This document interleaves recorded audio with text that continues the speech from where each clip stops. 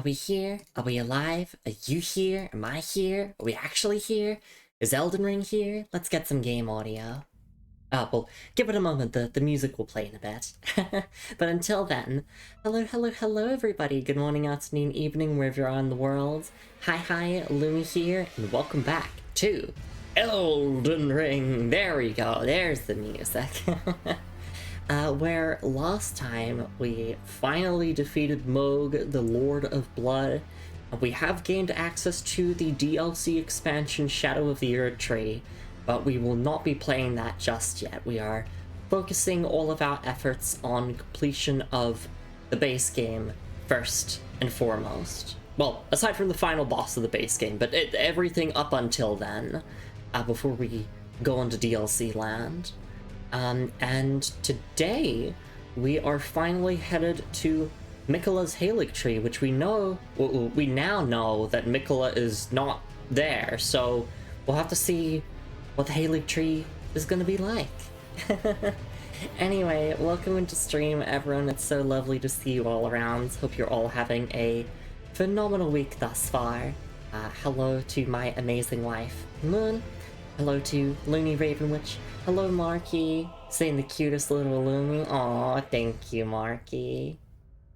And hello to any lurkers and VOD watchers. Hope you're all having a good one as well. I am doing pretty good.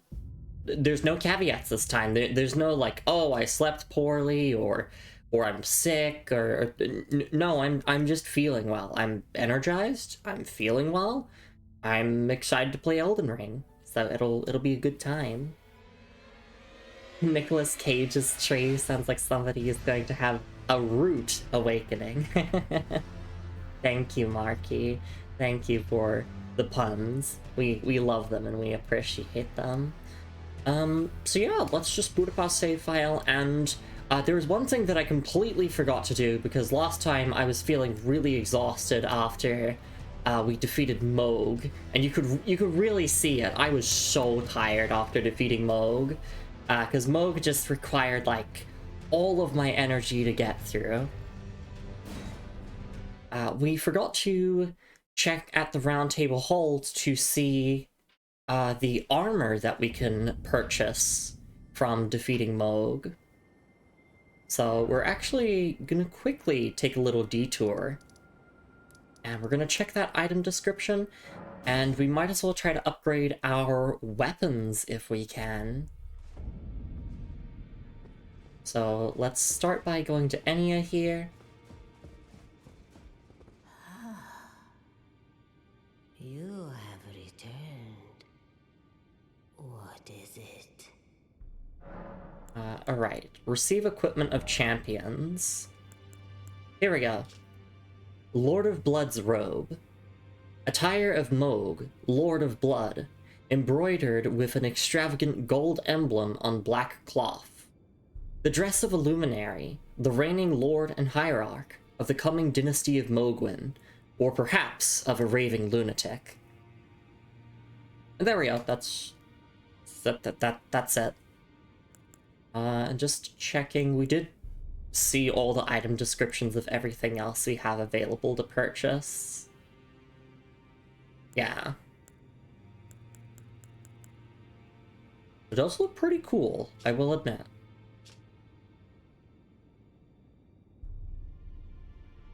Alright, and then we'll go and see if we can, like, upgrade our Beastmark Claw or, like, our Nagakiba, potentially, and we'll be all good.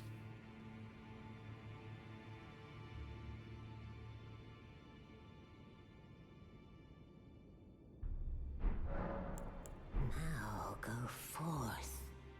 Let the words of the fingers guide you.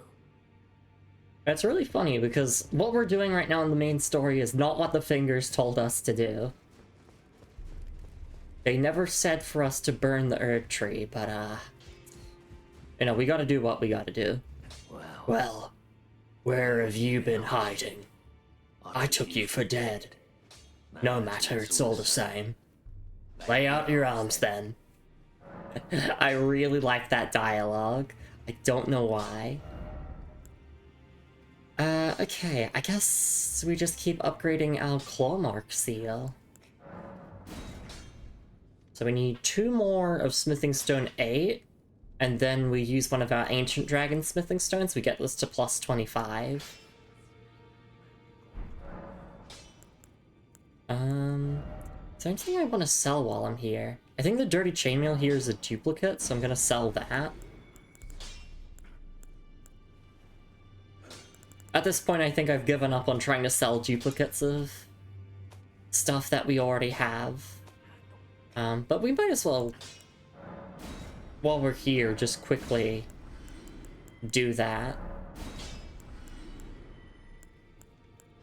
So primarily just like generic enemy drops that we have happen to get over and over. Since I only really want like 1 copy of each weapon.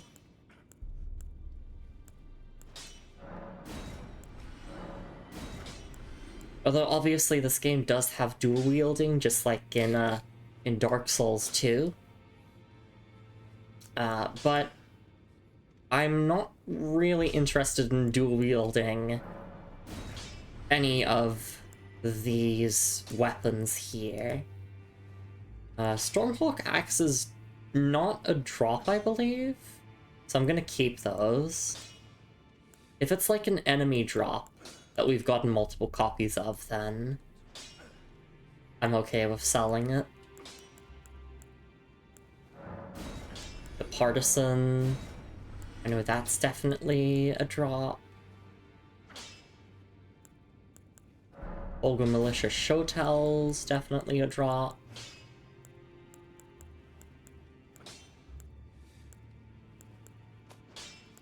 Alright, and then let's look at our bows, clear out these crossbows here.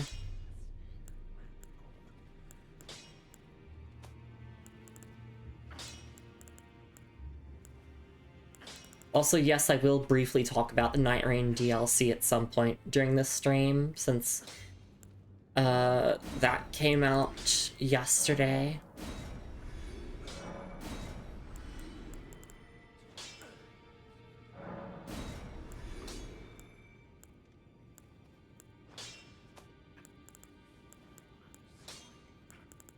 Alright, duplicate helmets. I don't know if perfumer stuff is a drop, per se. I'll just keep them.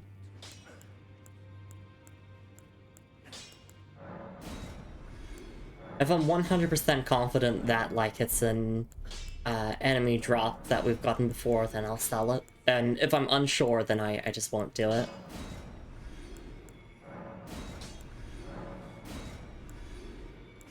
Like, this is a decent bounty of runes, just from, like, clearing out our stuff here.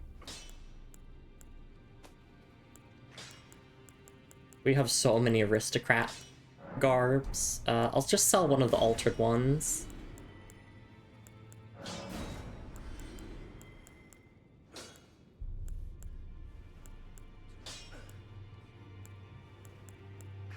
And also, hi Alex Feedling, it's nice to see you around. You played the Fortnite DLC? I have. I played a couple of hours of it yesterday with Moon, and first impressions is that it's just more Night Rain. Like, if you don't vibe with Night Rain, then the DLC is not going to change your mind.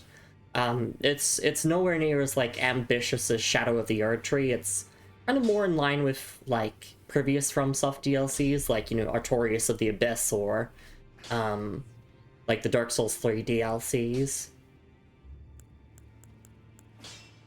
But it's fun. Undertaker's fun.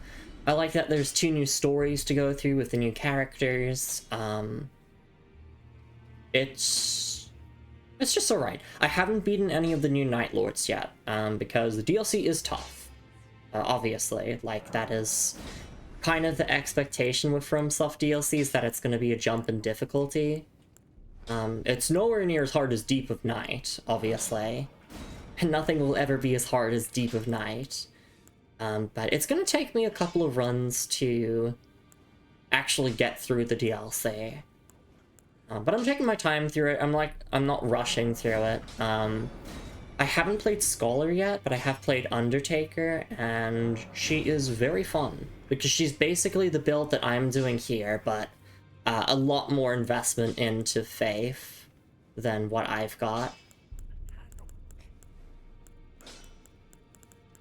And Scholar is really nice to have as a teammate, and he is a true gentleman, so... I'm just glad to have more characters to hang around with in the round table halls. Oh, that wasn't a duplicate, I don't think. Oh, wow.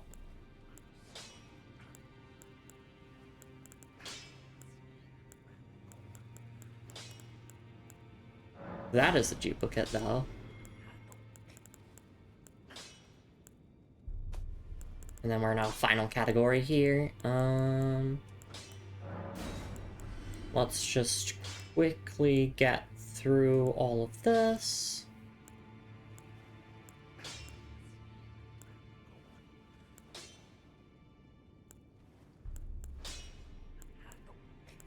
But I nearly accidentally sold one of the Godskin trousers since they're basically identical. We can sell the Lanedell Soldier Greaves, we can sell one of the Exiles. We can sell 2 of the Fire Monk Greaves. We can sell the Lanedell Knight Greaves.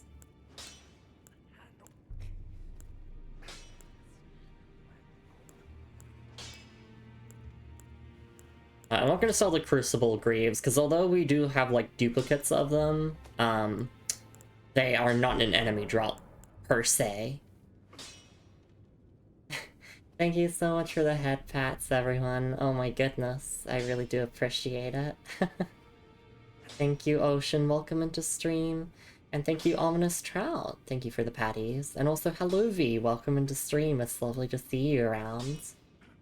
Alex says, I suspect they're going to tweak the solo scaling for DLC missions in the coming weeks. Oh, absolutely. Like, DLC's tough, without doubt.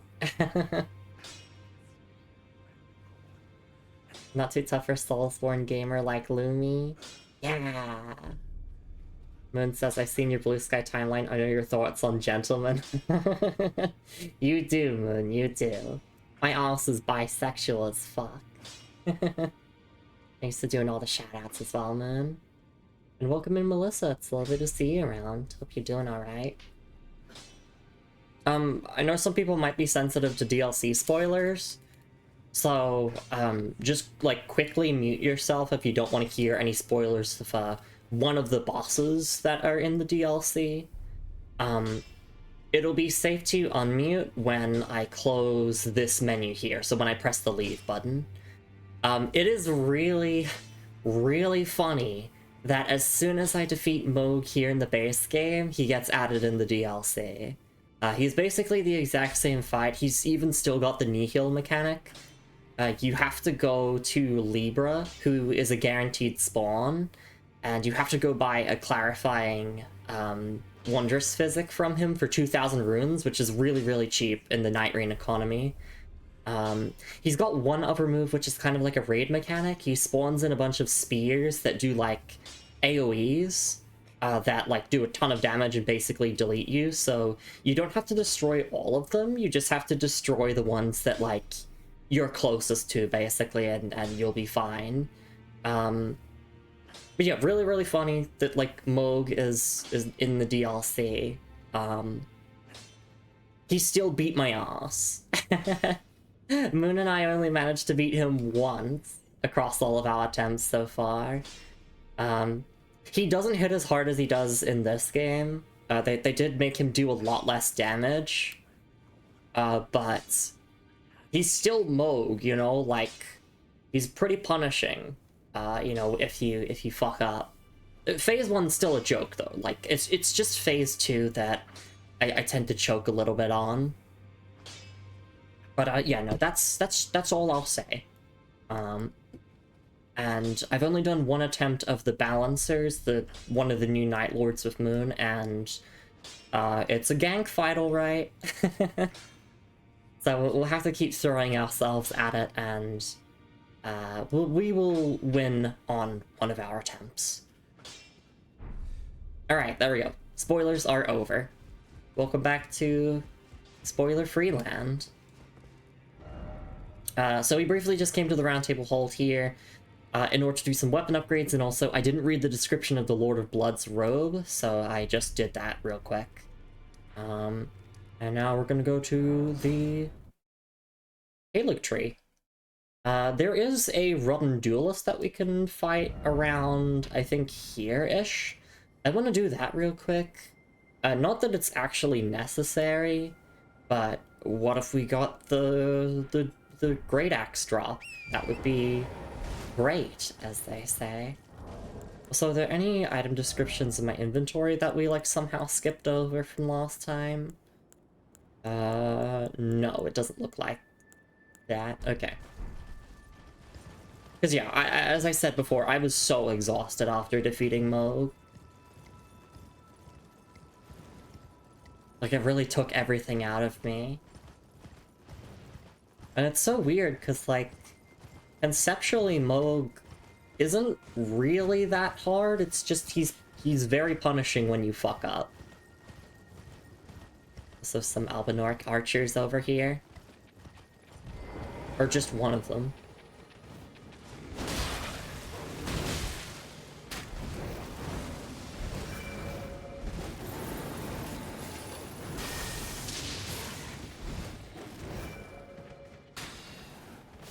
Ooh, check out these strafes.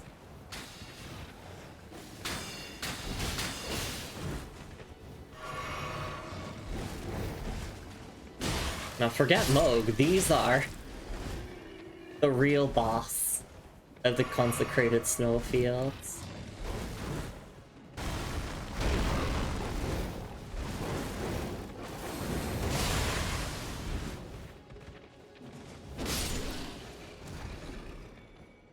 I'll just use my shields and guard counter for safety.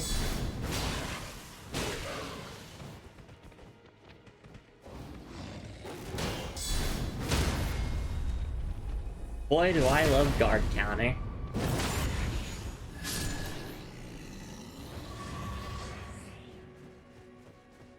Yeah, I'm sorry, pups. The Albinaurics can also drop their bow, I believe. So, would be cool if we got one as a drop. Not to use, no, who do you think I am? Just for collection purposes.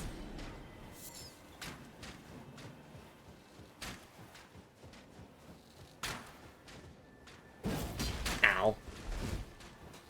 I mean, why did I say ow? I technically didn't take damage there. But I felt mental damage for missing my attack.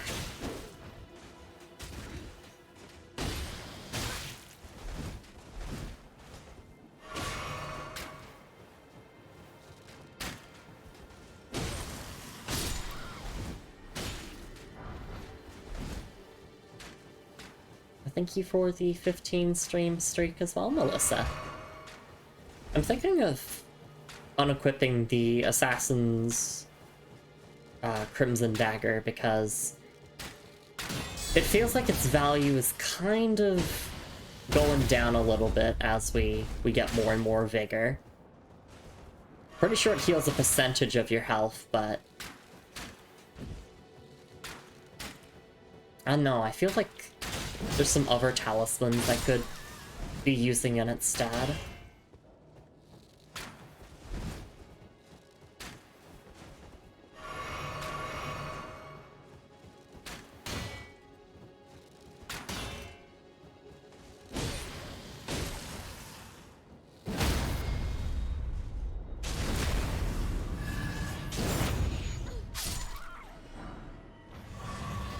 Oh, we got the blue-silver mail skirt. Ooh, hell yeah. I will take that, thank you. Alright, the duelist should be up here. Let's go take them on. Oh, and let's quickly look at this. Blue-silver mail skirt. Chainmail skirt crafted with blue silver. Worn by the wolf-riding Albinauric archers.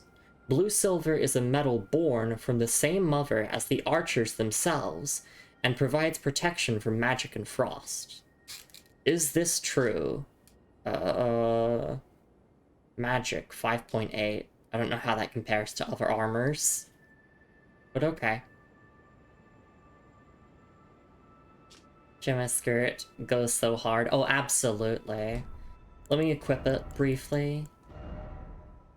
We can click on the left stick, we can go order of acquisition, and then we can go up here. Oh, hang on. There we go. Ooh!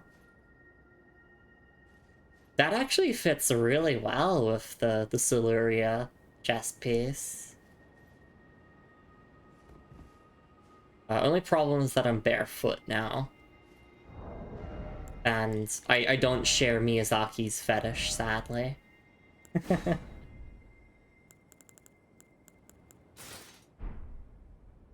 Should find something again to share in the Discord. Okay. That's at least the higher elemental absorption on the piece. That's true. So I made a dress made to look like actual armor. That's awesome. Yeah, I guess we could replace Assassin's Crimson Dagger with... I don't know. Winged Sword Insignia could be nice. Taker's Cameo could be nice. Bull Goat Talisman could be nice. Oh, I know what I'm going to replace it with, actually. There is a, like, Living Jar Shard Talisman that I know of thanks to Night Rain that boosts your skill damage. So we'll probably just wait until we get that, and I'll slot that in. Because obviously making Ordovis's Vortex more powerful as well. A very easy way to just breeze through the game.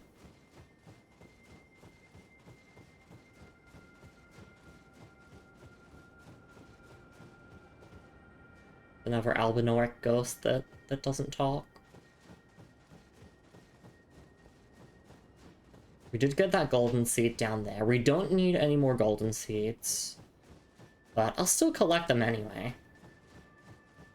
So then on future playthroughs, I at least know where all of them are, so I can, like, ignore some.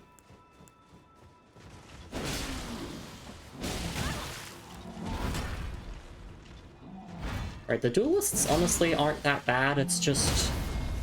if they use one of their attacks that has a lot of poise, then I'm in trouble.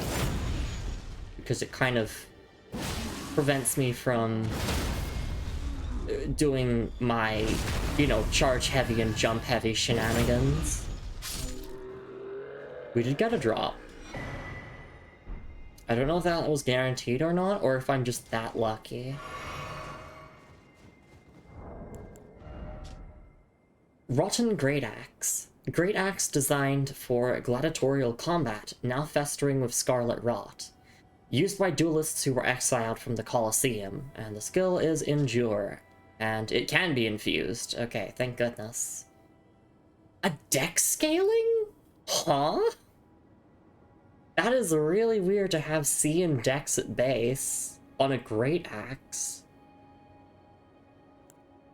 Alright, and then Rotten Duelist Greaves. Greaves wrapped with bronze snakes, eaten through by scarlet rot. Worn by gladiators who were driven from the Colosseum, the wearer becomes a slightly easier target for foes. Alright.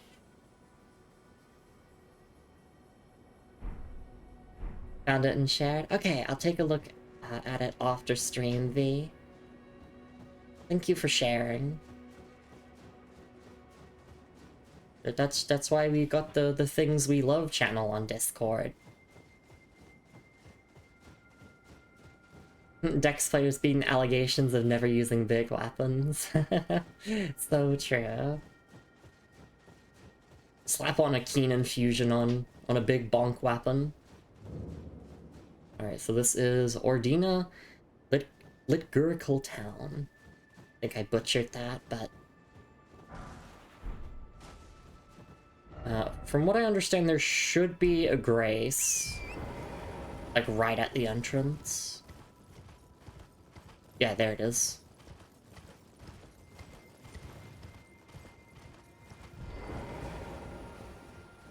Real shocker is, it's not the only weapon which has 30 strike requirement that scales better to dex. Huh.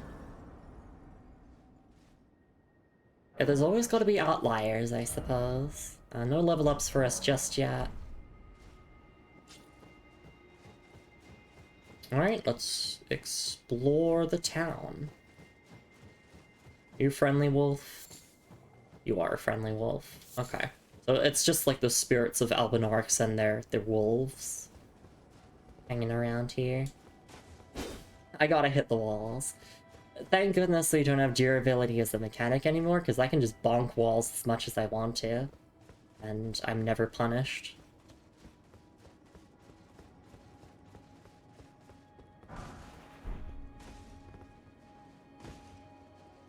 Oh wait, can I? Yeah, I can get on Torrent.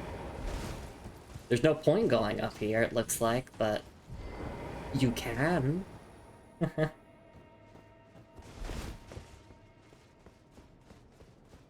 Yeah, I did look at the area map of Consecrated Snowfields one more time, just to make sure that we got everything, and we did. There are a couple of minor items in this area, so nothing, like, actually significant, but I'll go and get them anyway, just because, like, it'd be really boring to just rush through this really cool location. Archer ahead, yeah. There's an Ever Jail there.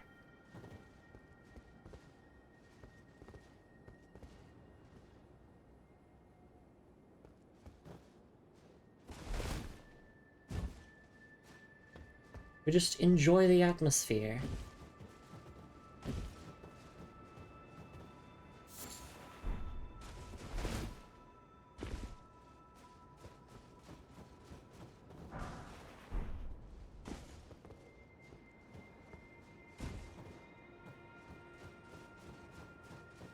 I do believe that there's a puzzle that you have to solve here, which I didn't look up the answer.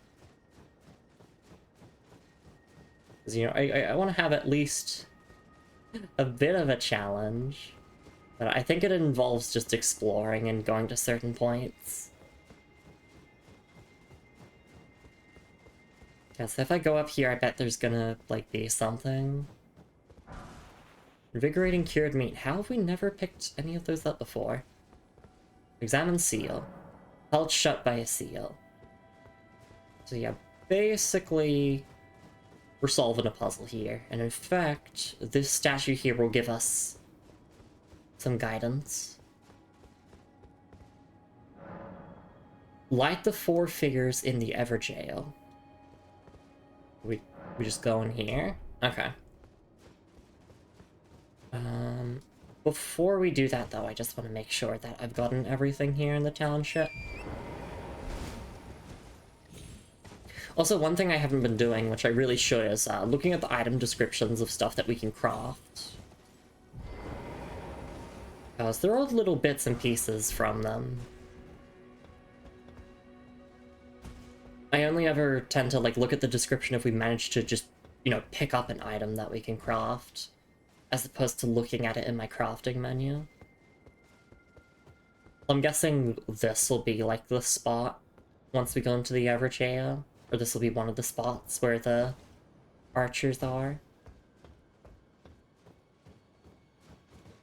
If there's more golden golden runes here, I will just pick them up. Am I going to use them? No. Because the gold scarab is more than enough anyway.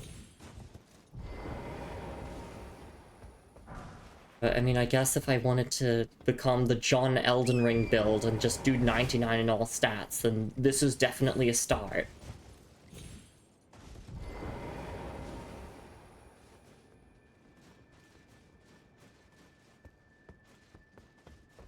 I'm probably not going to take this character into New Game Plus. I generally don't play New Game Plus on Souls games. Consumables? You mean collection items? Yeah, exactly. That scarab is more than enough. And just like, you're more than enough as you already are. Aw, thank you, Moon. You're very sweet.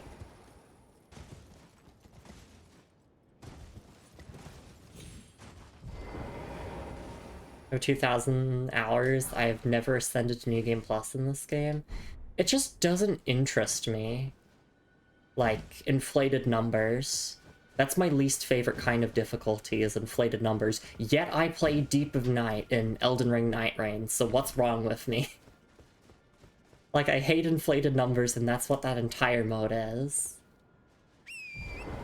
I care about New Game Plus. If a Souls game requires me to go into New Game Plus for full completion, I am quite upset at that. I'm looking at you, Dark Souls Trilogy.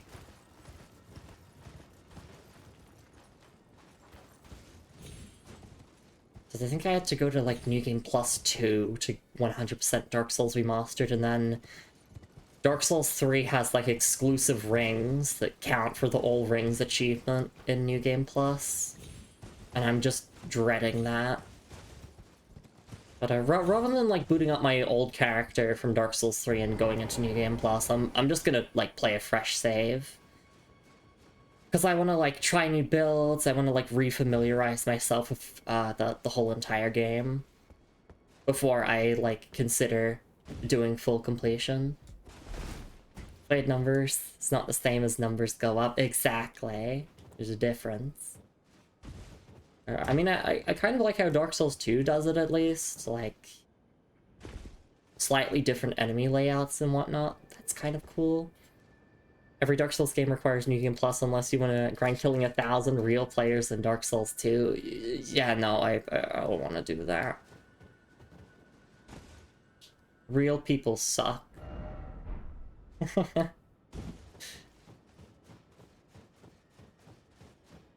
Stone Sword Key? No! Black Knife Hood. What is a Black Knife assassin doing randomly out here? Well, Lumi, maybe if you read the item descriptions of the armor, you might get a better idea. Have you ever considered that, Lumi? Give me a moment, I'm exploring. Alright, let's take a look. Black Knife Greaves. Greaves used by the Black Knife Assassins, crafted with scale armor that makes no sound. The assassins that carried out the... Sorry. Let me just go from the beginning. Greaves used by the Black Knife Assassins, crafted with scale armor that makes no sound. The assassins that carried out the deeds of the Knight of the Black Knives were all women, and rumored to be Newman, who had close ties with Marika herself. Okay, and this one is slightly different. Scale armor used by the Black Knife Assassins, forged to make no sound. Traces of power yet remain in its concealing veil, which muffles the sound of footsteps. The assassins that carried out the deeds of the Knight of the Black Knives were all women, and rumored to be Newman, who had close ties with Marika herself. Right, okay. And that's just the exact same. A very, very cool armor. One of my favorite armor sets, says Looney. Yeah.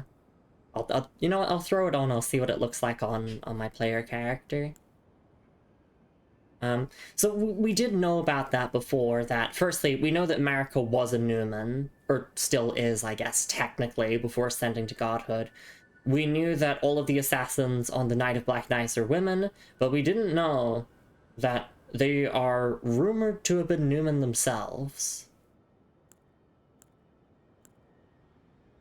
So, the more you know. Invigorating cured meat. Cured strip of meat, dried out after pickling in a red medicinal solution.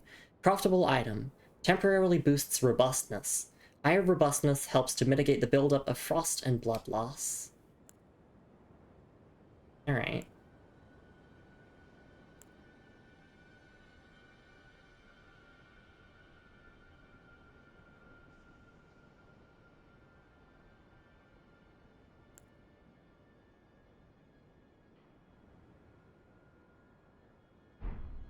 So let's try on the armor here.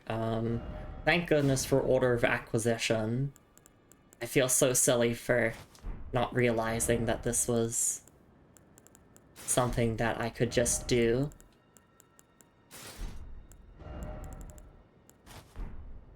Here's the armor. No, my footsteps, the power does indeed work. Yeah, I like it. Oh no, my rolls don't make sounds. I mean, no, they kind of make sounds.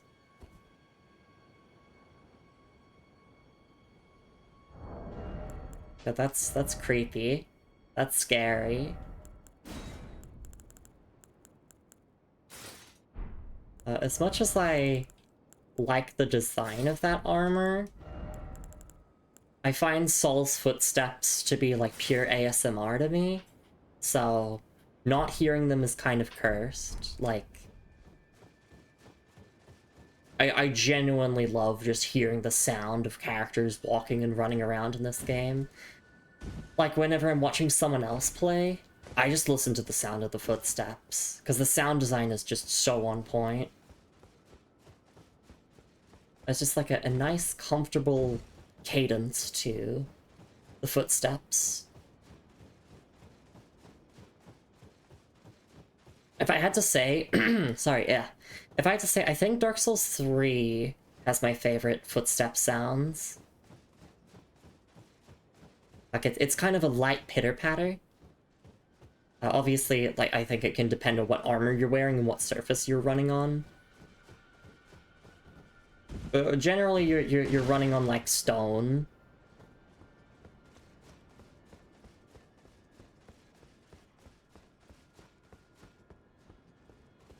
Alright, let's go to the Ever Jail now and actually solve this puzzle. It should be around here-ish.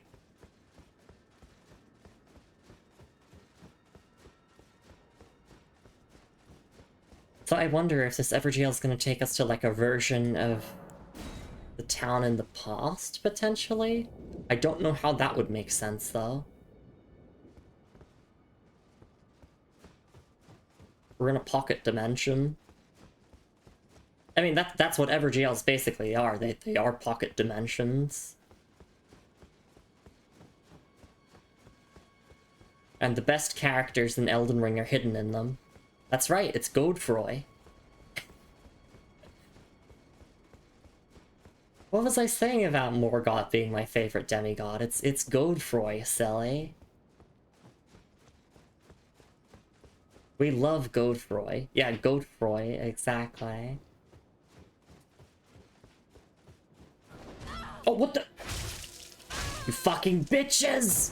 Yeah, okay, I see what they put in here. That makes sense. Fuck. Okay.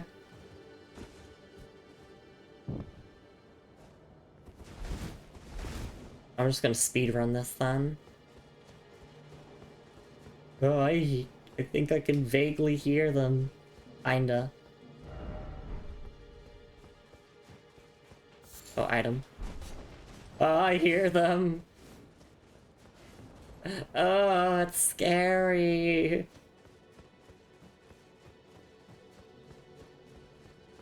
No, this is brilliant design. Putting you in the same city, but you're being stalked by a Black Knife assassin. That's kind of peak. Oh, I hear them. Oh. And I can't use Torrent. And it looks like you can't fight back either? Can you? Oh, okay. You can fight back. You just can't lock onto them because of shenanigans. I fully expect this is where we have another death.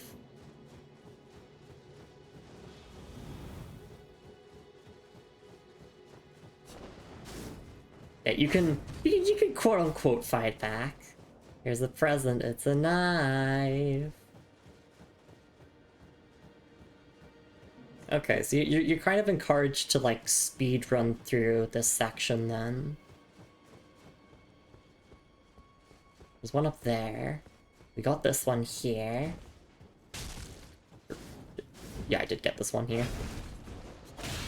Oh my god, just fucking leave me alone.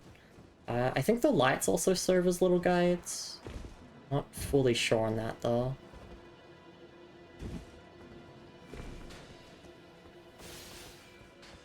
Oh my god, just leave me alone. Leave me alone! I wonder, does law of regression work on them?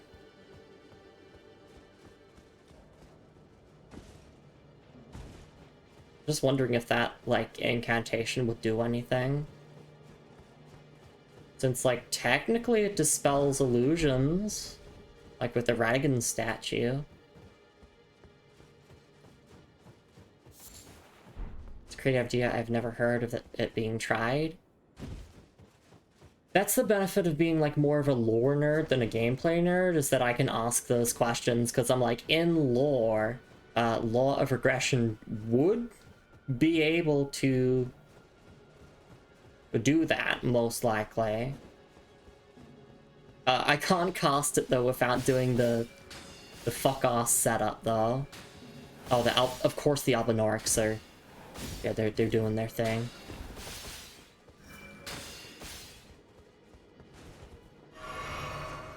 But Aver, I guess it wouldn't, though.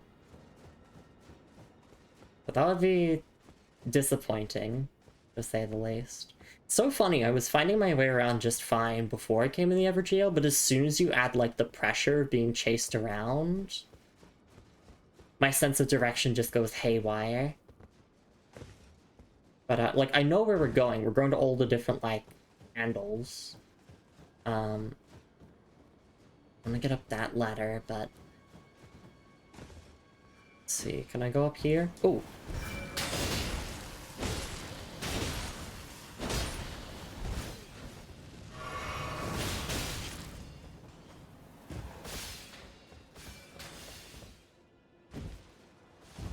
If we just keep moving, everything will be a-okay. Is that an item there? No.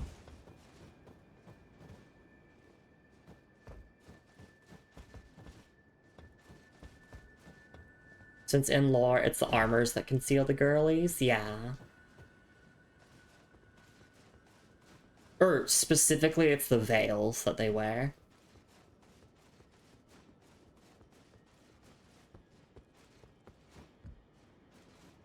But, like, that counts as illusion magic, I would say.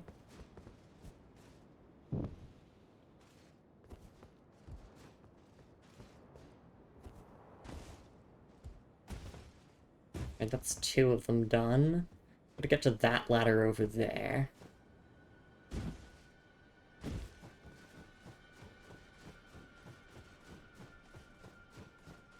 It was not the way I meant for it to sound.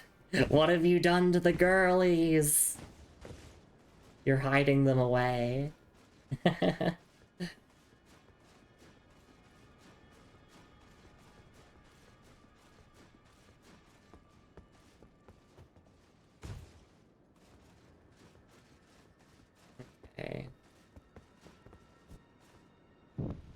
There we go. So the last one is over there. And it looks like I can just go across the rooftops for it. Or, yeah. What is this ladder here? Because this doesn't actually, like, go to anything, right? Oh, really?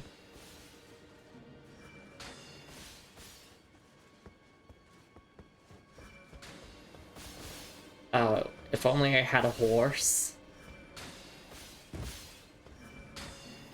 Oh, never mind. Hardcore parkour. Problem now is dealing with the archer. Oh, that was close.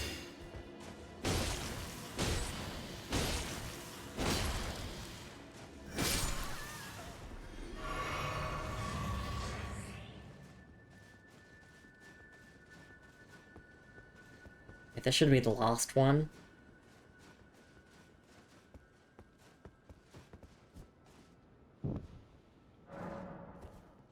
Seal was broken in town. Okay. Oh, and then it takes us out. Okay, we're safe now.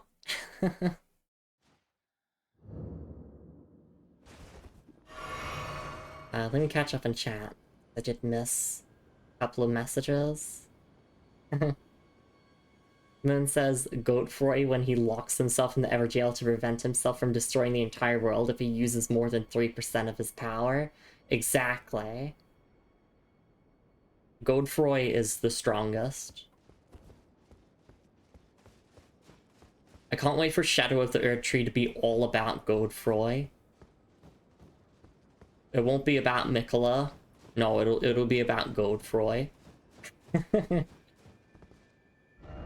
Don't give up, skeleton.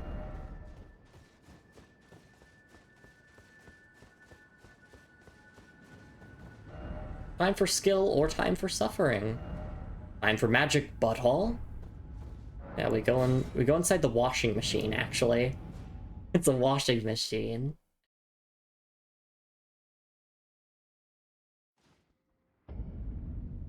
Here we are at Miquella's Haligtree.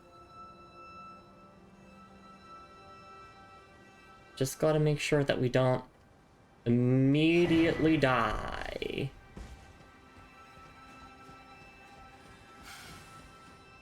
Grace, please. Oh my god, stop attacking me. Okay. Oh, there we go, we're at the Haligtree canopy. Surrounded by a bunch of envoys. But they can't attack us if I'm sitting here. Okay, yeah, it's like quite the intricate dungeon that we've got to explore. I like that we're floating in the air as well.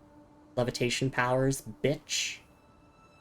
Here, doot doot newcomer, yeah! Then says Melania and Radon hits Godfrey with their strongest attack at the same time. Godfrey turns around. Who threw that piece of paper at me? Exactly. So true. I think we'll take our first stretch and hydrate break. Actually, no, we won't. Because we can go back to the round table hold, we can talk to Gideon, and he'll have some new dialogue now. Then we can take our break, I would say. If I can just get back to the round table hold real quick. I know I can just go to the Sites of Grace menu, but I can't be bothered to do that. Yeah, because Gideon was like, yo, if you have information, please share it with me. So I'm gonna go up and I'm gonna be like, hey, Gideon, my man, I found the Haligtree. You. What is it? Using the secret medallions. Ah, so the secret medallions led you to the land of the Haligtree. I'd expect to find Melania there.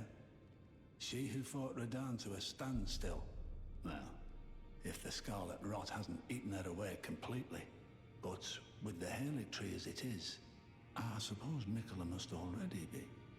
Ah, my apologies. Lost myself for a moment there. The information you shared is of great value. As promised, your reward. A secret right, known only to me. You are a true fellow. All I ask is that you remain constant. Alright. So that dialogue technically doesn't make sense. It implies that, like, you haven't fought Moog already, because his dialogue there didn't really make sense. He's like, oh, Miquella must already be... It's like, Gideon, my tarnished in Christ. We know that Miquella was abducted, like... It's a-okay. Also, hello, Pina Bread. I got someone to drop me dry leaf arts. I'm gonna do a pure dry leaf only run. Any tips? I don't know what those are, really.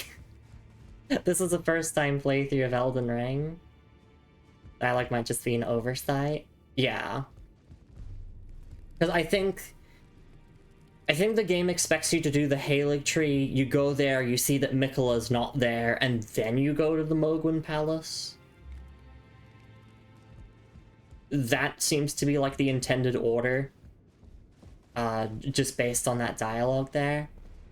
But he gave us Black Flame's protection. 30 faith increases physical damage negation. Black Flame's protection. A black flame incantation of the Godskin Apostles. Summons black fire within, increasing physical damage negation. However, sacred flasks and other such forms of HP restoration are impaired. The apostles were all embraced by the gloom-eyed queen, and the black flame was their armor within. Alright. Oh, and thank you so much for the raid, Affably Athena. I really do appreciate it. Hope you had a wonderful time with your stream. Hang on, let me get you a little shout out here and see what you were up to. Oh, Metroid Prime, I see. I beat you to the first shout out, Moon, but thank you for doing the second one. But thank you so much for being here. Hope you are enjoying Metroid Prime. Metroid Prime 4 just came out like today/yesterday, depending on time zones. So I know a lot of people are playing that at the moment. And welcome, Raiders. Yeah, welcome in, everyone. It's so lovely to see you all around. If you're not following Athena already, you can do so with the follow button at the top of chat and also the link in chat. Thank you so much for raiding in and trusting your community with me. I really, really do appreciate it. If you've got a raid and run, that is totally understandable. If you've got a raid and lurk, understandable as well. I know it's getting late in a lot of time zones, and you've been streaming for a while, so definitely prioritize your own self-care. Thank you so much for being here again. Quick intro in case you're new here. Hi, I'm Lumi. I'm a Hot Lady Night VTuber. I do playthroughs of RPGs and Souls-likes, and I also like to dabble in a bunch of other genres as well, like platformers and horror games and roguelikes and, well, just generally whatever interests me at the time. And right now, we are here with a first-time, blind, 100% all bosses playthrough of Elden Ring, including the Shadow of the Erdtree DLC expansion. We're also doing all of the NPC questlines as well, and in case you're wondering how we're pulling that all off, I have spoiler-free guides to get through everything without, like, fucking anything up, because I'm a big Souls lore nerd, and I want to see as much of the story as possible within a single playthrough, so that is what we are doing. And as for getting all Steam achievements, well, we're going to duplicate our save file to get all of the endings at the end of this entire stream series. And also welcome in, Sharks. It's lovely to see you around. My final exam is over. I'm so exhausted. We'll definitely rest up. And regardless of the results, I am proud of you for getting through it. Exams are never easy. They always filled me with such dread, but it's also a relief when they're over. It's like, you know, there's nothing you can do about your result now. It's over. It's done. Just put it in the back of your minds and just relax. Just chill. Speaking of chill, we are very, very chill here. We're very lurker friendly. I don't have any, like, loud sound redeems, and I'm not gonna, like, scream your ears off and say, like, oh my god, that's so pog chat, or whatever. We're just nice and quiet here. We're nice and chill. We like to pay attention to the games that we play and really absorb all of the details. Moon says, who is Godefroy? For the blind, he is the vision. For the hungry, he is the chef. For the thirsty, he is the water. If Godefroy thinks, I agree. If Godefroy speaks, I am listening. If Godefroy has 1,000,000 fans, I am one of them. If Godefroy has 10 fans, I am one of them. If Godefroy has only 1 fan, then that is me. If Godefroy has no fans, then that means I am no longer of the lands between. If the world is against Godefroy and locks him in an Everjail, I am against the world. Yeah, Godefroy is clearly the most iconic Elden Ring character. It's just really funny to imagine that that's someone's favorite Elden Ring character. Like, they're based, if that is the case. You know, people are like, oh, you know, Ronnie's my favorite character, Marika's my favorite character, Radahn's my favorite character. No, Godefroy is my favorite character. The guy who has, like, 2 lines of item descriptions ever talking about him. Godefroy, goated, exactly. I'm gonna shove 5 to 10 kilograms of food when I'm back at home. That's awesome. Yeah, you go do that. Alright. We were just about to take a stretch and hydrate break here, but we just arrived at Miquella's Haligtree. And, well, Gideon Ofnir seems to be setting it up that, yes, Melania is here, and we do know that Melania is a shard bearer, so, absolutely not surprised at all that Melania is gonna be the boss of the dungeon. Like, I don't even think that's a spoiler. I think that's just like, that's so obvious. And also the internet wouldn't shut up about her, so I know that she is a boss fight. I've tried to avoid Elden Ring spoilers for all of these years, but the internet does not shut up about certain things. They're like, oh my god, Melania! Oh my god! Oh, chat, she's gonna fight Melania! Oh, chat, she's gonna die 100 times! She's gonna fight Melania! I'm like, okay. Alright. Anyway. You avoid spoilers, but you can't avoid horny. That is true. That is true as well. There's so much Elden Ring porn out there. Anyway.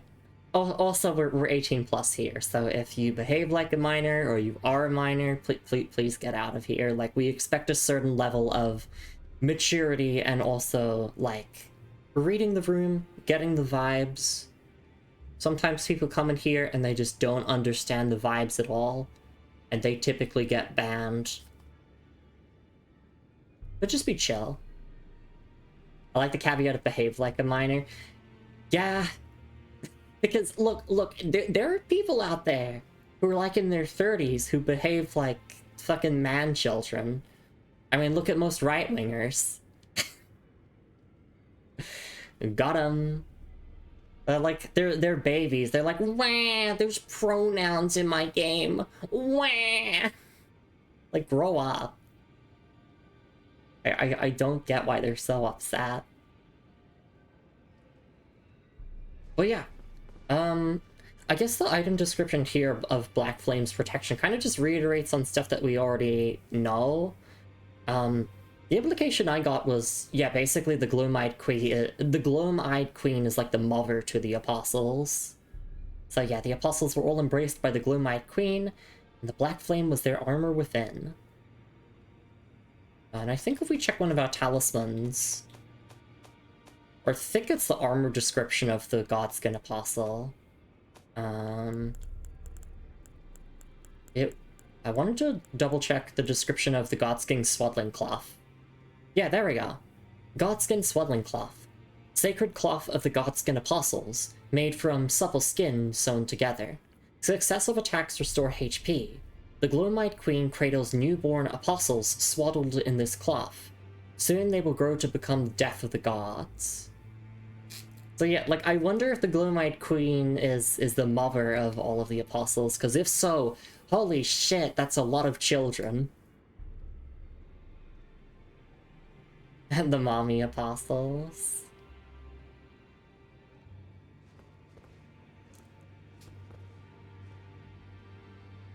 Sorry, just looking at the item descriptions again. And then we'll take a quick little break.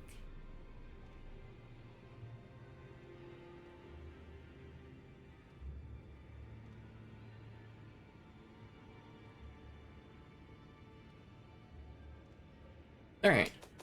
Yeah, that's pretty much everything that I wanted to look at here. No other item descriptions I feel like reviewing. Yeah, that's kind of it.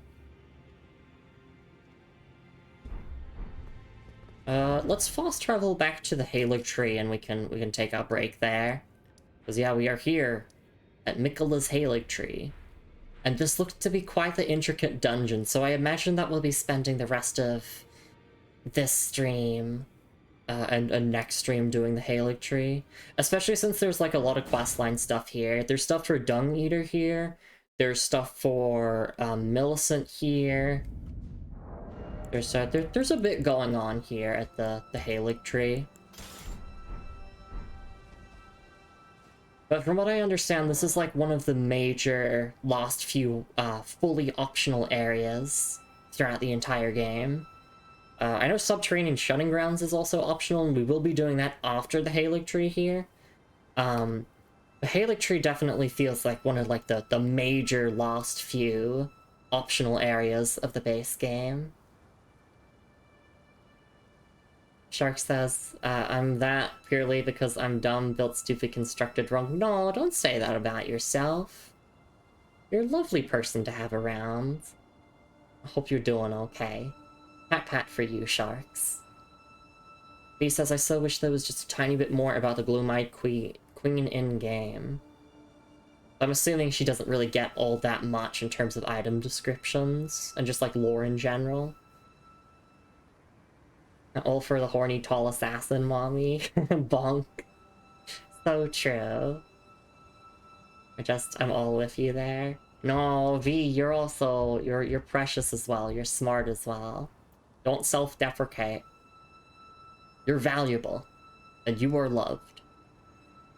And no, I was about to self-deprecate so that, like, we could all be in the same boat together, but I'm not gonna do that to myself. I may be disabled, but I'm not going to talk down to myself because of it. It gets just enough to be interesting and enigmatic, but not enough to have a clear picture. Okay. Well, the more you know. Anyway, I'm gonna go for a little stretch and hydrate break. I will see you all in a couple minutes. And when I get back, we will fully explore the Haligtree. Yeah, I don't expect that we're going to be done with it all within a single stream. I imagine it's gonna take a while.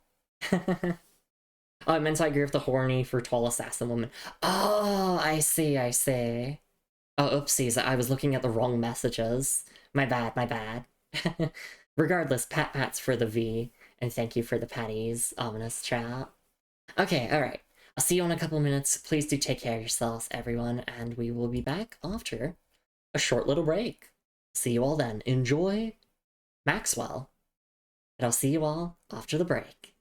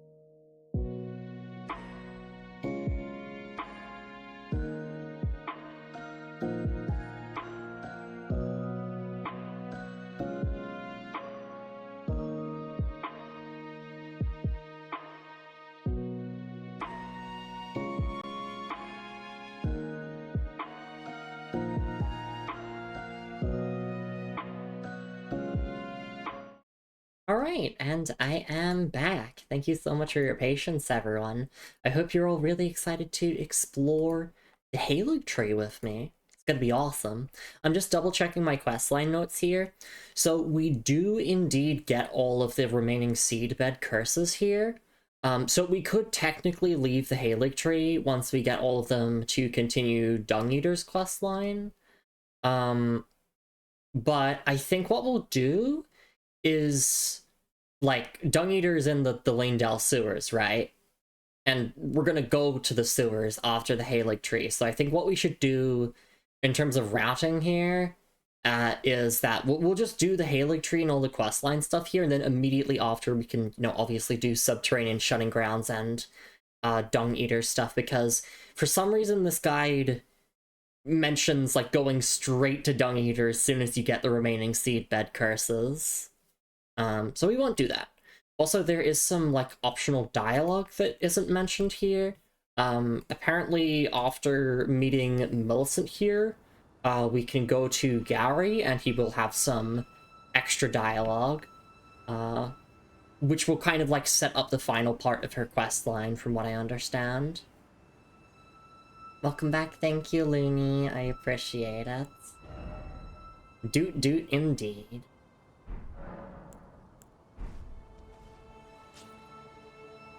Alright. Likely high spot, yeah. And I have a fear of heights. Not in video games, thankfully. Unless it's like a first-person game, then I think it's definitely a bit more immersive.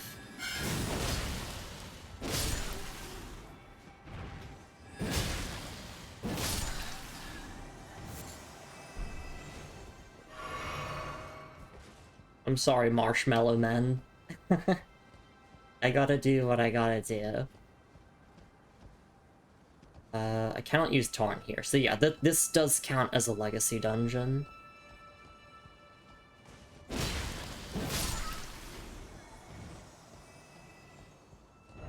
Try stealth? No.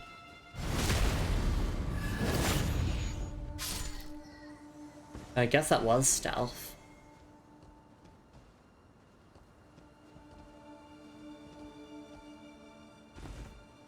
Okay, so obviously we can drop down there to get an item, but that looks like a one-way trip, so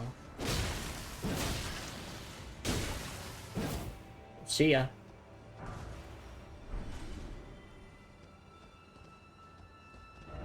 Try bow. Try ranged battle. I'll do the drop down, actually. I don't like sections of Souls maps where it feels like you have to, like, backtrack through it multiple times to get all the items. That's just a personal preference. I'm dead. Goodbye. First death of stream. Falling. Does that really surprise anyone?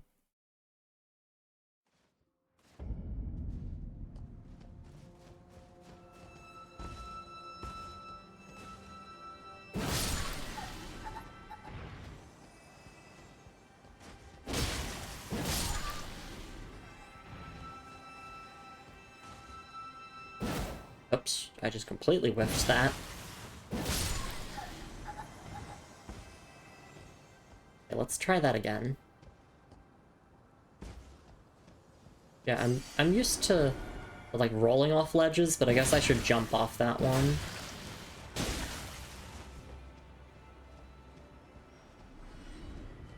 Although... Oh, wait, you don't have to, I don't think.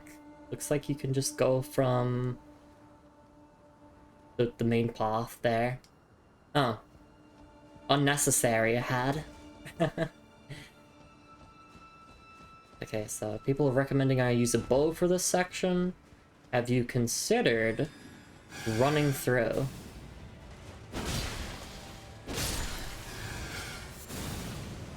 Except now I'm in trouble.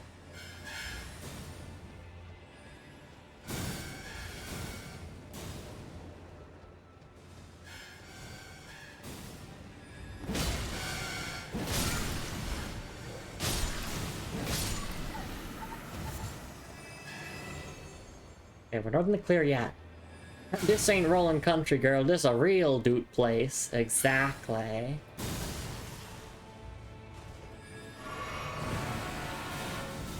Dooters assemble.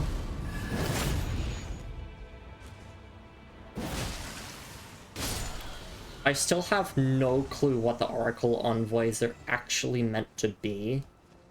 Like, in lore. Because the item description for their weapon really did not explain anything. Maybe it's just one of those things that's never explained. Sometimes that's just how FromSoft does things. It's like, not everything has to have an explanation. Sometimes it's just... there's funny doot people, and they say doot. They're obviously, like, religious. That's kind of the only connections I can make.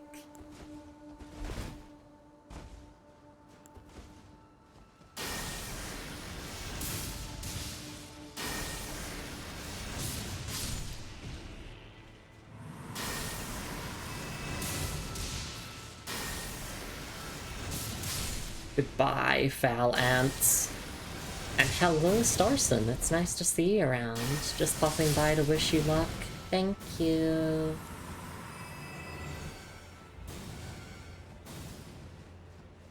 Hope you're doing okay.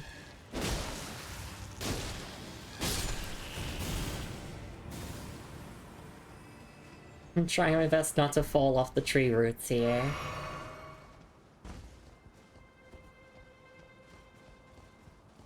This is a big Oracle Envoy, like, holy crap. Oh no, I'm dead.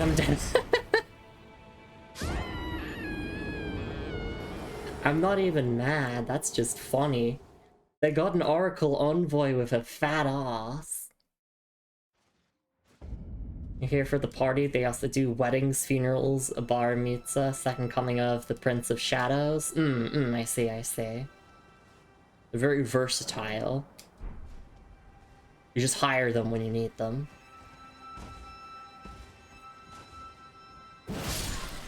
At work washing dishes, have you on top of the tank?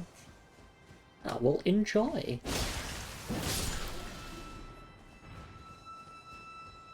That's what I like to hear about my streams. Like, I've always wanted my streams to be something that you can kind of just have on in the background, not necessarily, like, taking up your full, you know, like, attention all the time.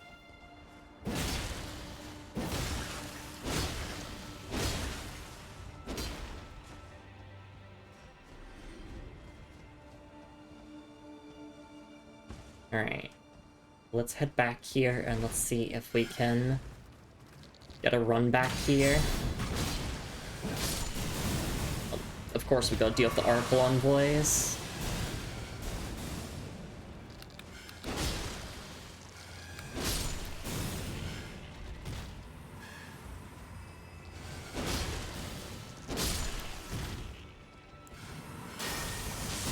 Oh, Lightning Spear, save me.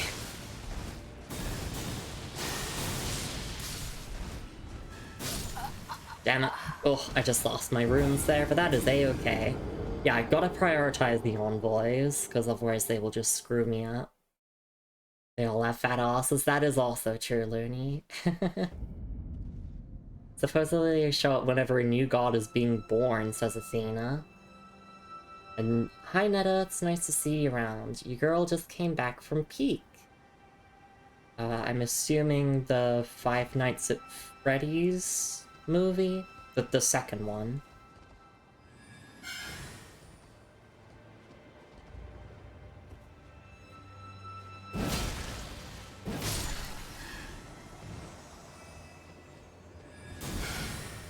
Well, I'm glad you enjoyed your time with it.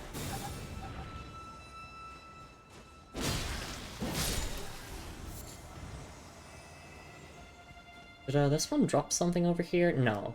In fact, it dropped off the Haligtree.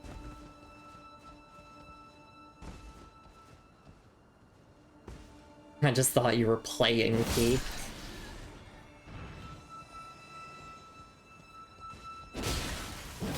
Okay, that is a game that indeed came out this year. I think it's gonna win Best Multiplayer at the Game Awards. Because although I did vote for Night Rain, there's no way Night Rain stands a chance.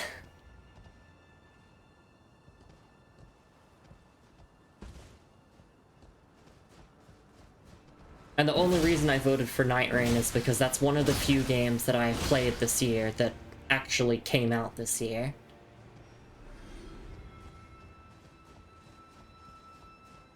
Okay, so instead of rushing down there straight away, I want to go deal with the oracles.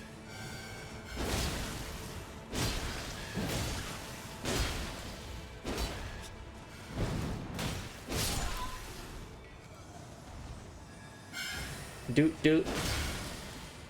I guess I could also equip the Haligtree talisman. Get some holy damage resistance if I really need it.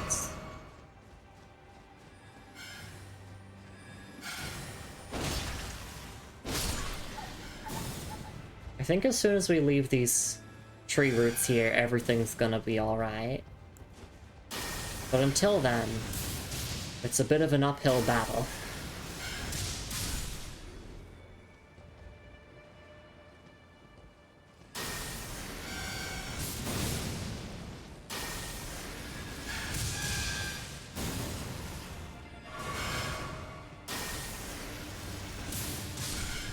Gosh, I love Lightning Spear.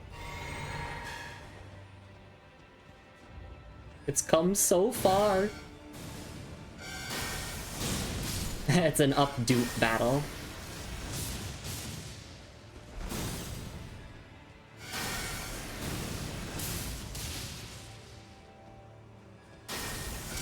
Yeah, that is a pun with uproot, you're right.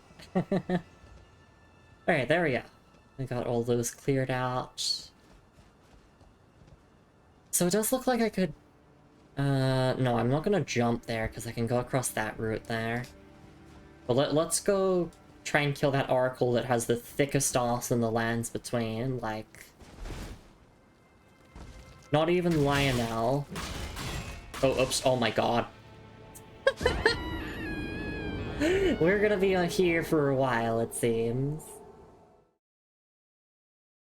I was so close, we were right there.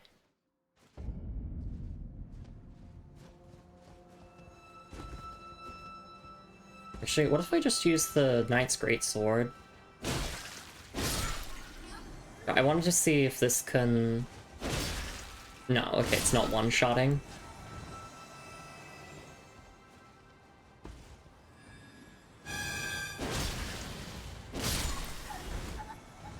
It's like if I need pure physical damage, then I just use the Knight's Greatsword. Because this is split between holy and physical. It's mostly physical, which is good. Because obviously pure holy would be, not very good. In most situations.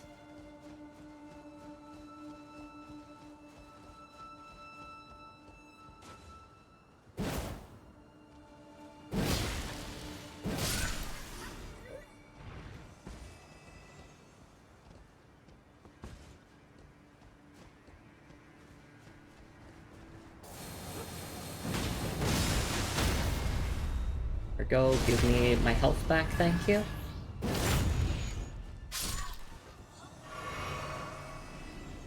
Alright.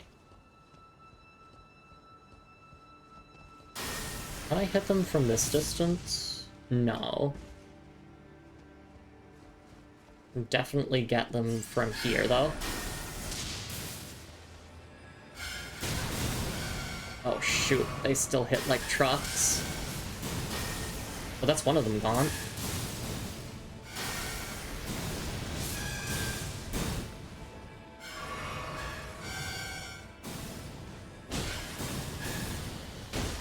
I am being so cautious here.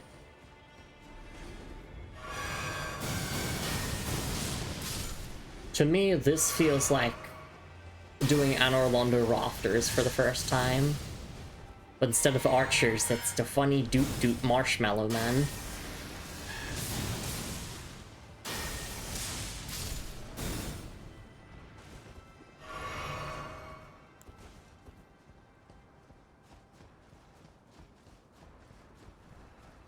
I swear once we get off this section of the Haligtree, everything will be a lot easier.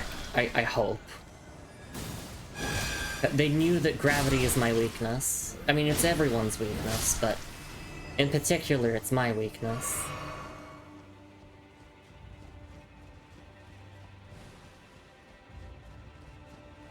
Speaking of which, there's a lot of death pits in the new Night Rain map. You really gotta know your way around. There's so many just bottomless pits that you can fall into and instantly die.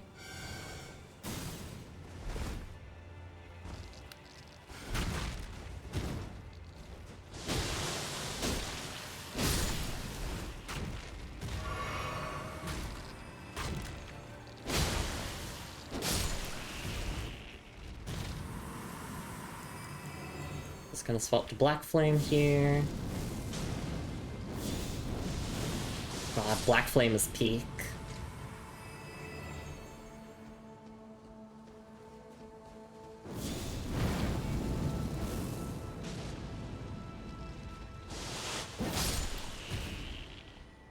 Okay, we can deal with the one that has the thickest ass now.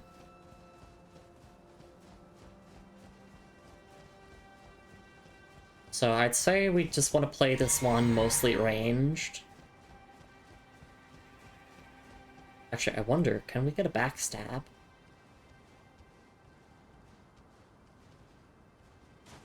No. Okay.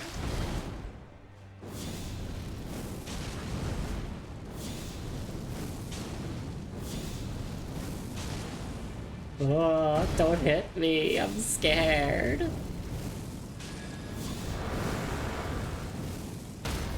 Oh, oh. Go, go, go, go, go. Oh. Monstrosity I had, honestly. So what was that worth? An envoy crown! We can be one of the envoys. Okay. So my reward is a bit of lore. I'm happy with that. So most people would be like, oh, like, cool, a fashion item. I'm like, oh, cool, lore. I'm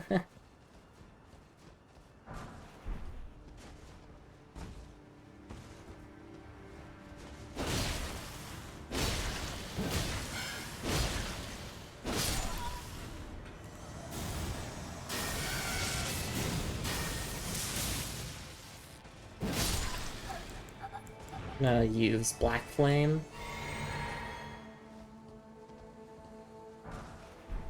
Nothing Stone 8. We do need a couple more of those to get our Beast Claw Mark to max, so... Item ahead? Okay. Please don't fall. It really is the Anor Londo Rafters for me all over again. Oh, this is where we started. Right, okay. Crown for Queen, yeah! I'll put it on and look at its item description once we are not in an incredibly precarious position.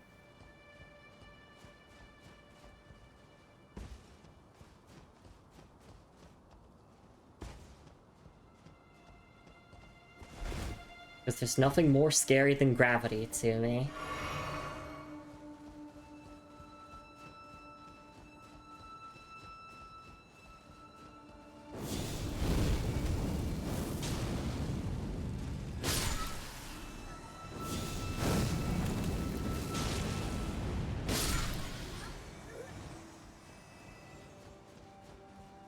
I think we'll just go up here and use Ordovis's Vortex to delete them all.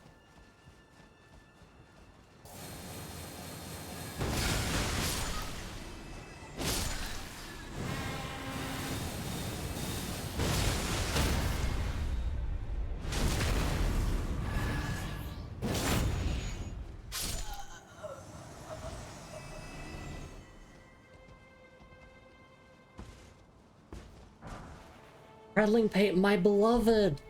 Oh my goodness. Do we have them all now? I think we do.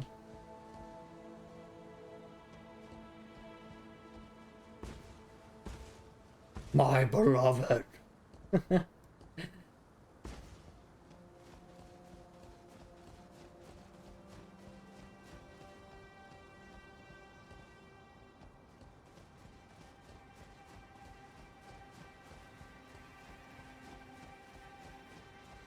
It looks like while we still will be climbing up the roots, I think, or climbing around them, it does seem as if there's going to be kind of more of a castle design to it as well. I don't know what I'm saying. The point is, if the whole entire dungeon was just this, I think I'd lose my mind. I don't know if I'd be able to make it to the end. Oh, no, no, no, no, no, no, no, no, no. How do I get to that Miranda flower? Anyway. Oh, from here. Please don't fall, please don't fall, please don't fall. Oh, I nearly slipped off there. My heart can't take this.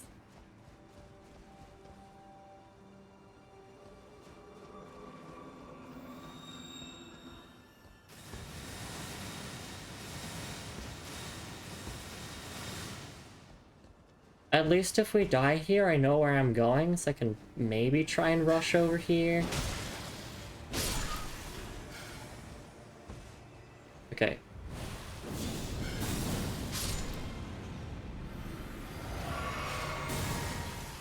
My Flask of Wondrous Physic active, so I have some health regen.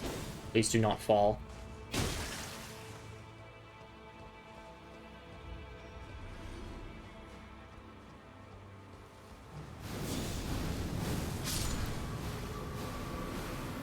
No, not this attack. Oh, I'm out of all flasks, period. Shit. Okay. I'm out of flasks, but I'm not out of options. If I fall...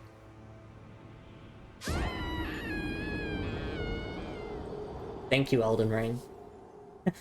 Real cool. Oh, the gravity.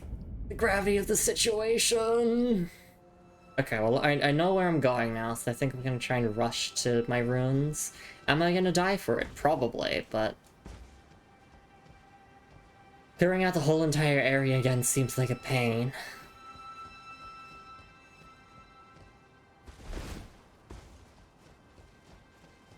Stonk's going down. Mm-hmm. It's no good. Alright.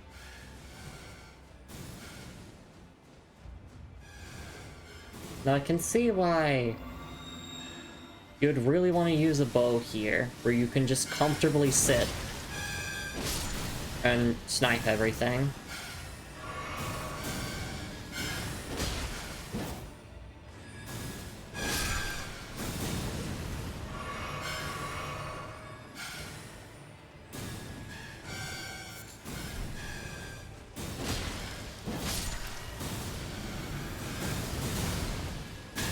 Oh my gosh, I am just getting flashbacks to the Anne Orlando rafters all over again. Except it's the Doot Doot envoys this time causing problems.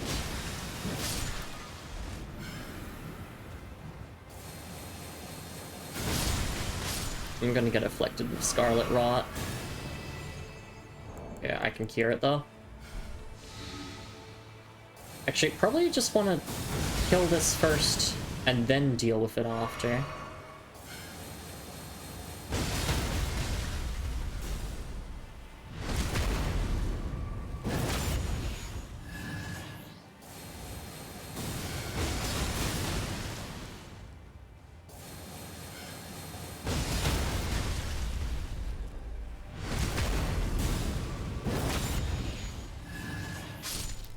Oh my gosh, okay.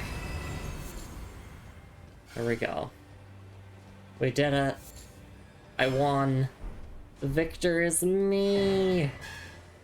Oh, we got an Envoy's Horn as a drop. We already have one, so now we have two. Oh, and they give you the Preserving Boluses right here. Talk about convenient. I forgot to swap my incantation. Or swap to my Sacred Seal.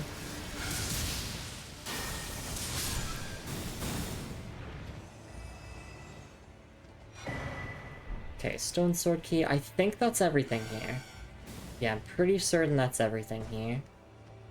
That I can see, at least. Try fire. Yeah, I could have tried burning it down, but I thought, like, it's a stationary enemy. I might as well just spam Ordovus's Vortex. Since that's generally a good thing to do. Yeah, there's not much else to get around here, I don't think.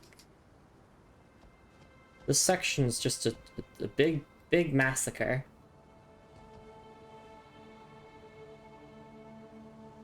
Just checking around here. Yeah, we've been down there.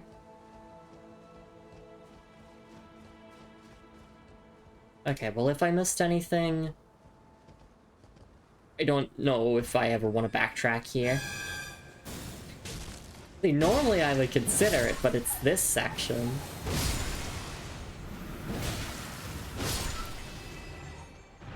I think the only important thing was just the prattling pate, and even then that's just an emote, essentially. Not technically an emote. It is an item that is used. But it's an emote.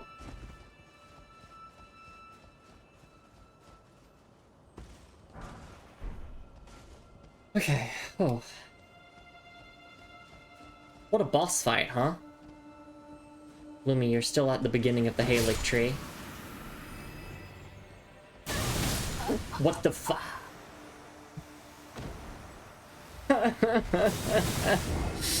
I did see the big one there. I wasn't sure if they were gonna aggro on me or not. Well, I got my answer. Oh my god, this section is evil. Alright, rather than throw ourselves at it straight away and die again, I do want to read item descriptions, but I don't feel safe doing it until I, like, clear out the enemies in the starting area.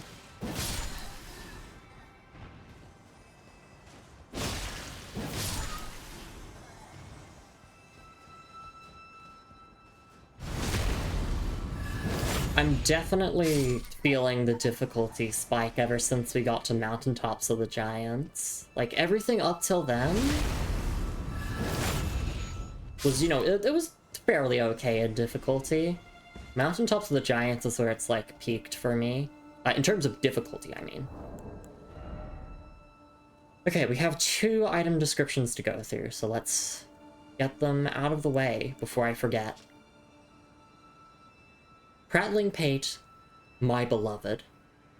Twisted clay sculpt in the shape of a human head emits a voice that says, my beloved. A wistful fetish that imparts voices and words on an eternal journey. Expressions of love are among the most fickle. Oh, we gotta use this now. We gotta hear the voice.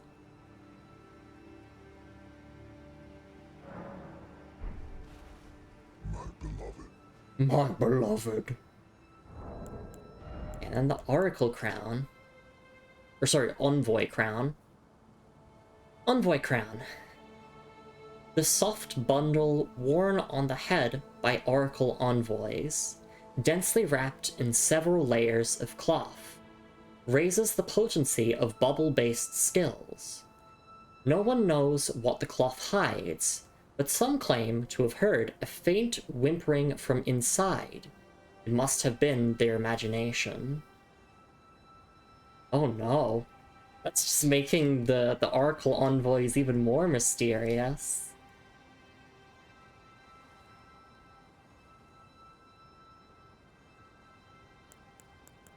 And for the people, I'm gonna put it on.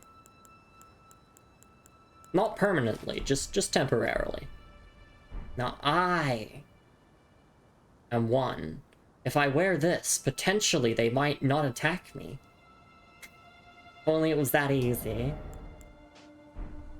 Now they're like tarnished, kill on sight, execute, do.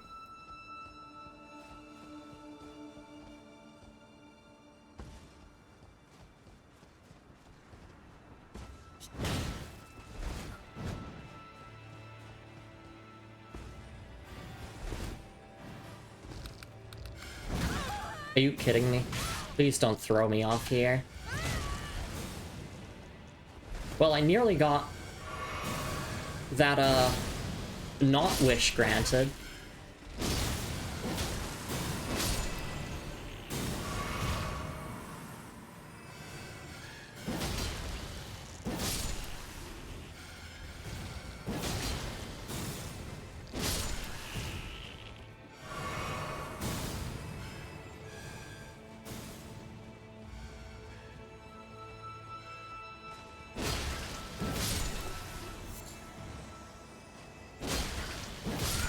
I'm just thinking, like, if these late game areas are fucking me up, I think the DLC is actually going to be a massacre. I can't think of it in any other way.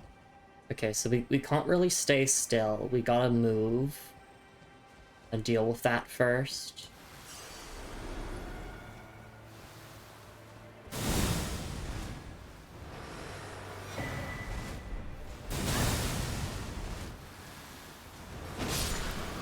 Okay, am I safe here? Ladder ahead, yeah. Yeah, God, please, ladder ahead.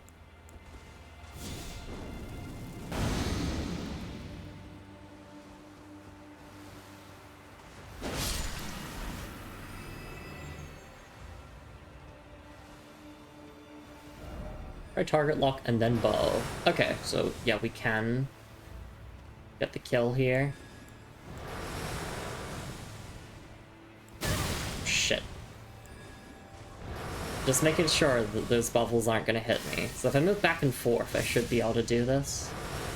Are you kidding me? Lightning Spear doesn't hit?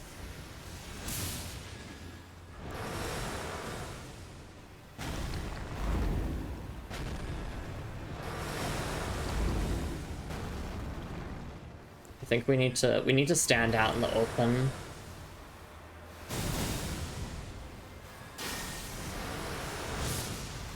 Nope, none of those hit. Okay. Well then.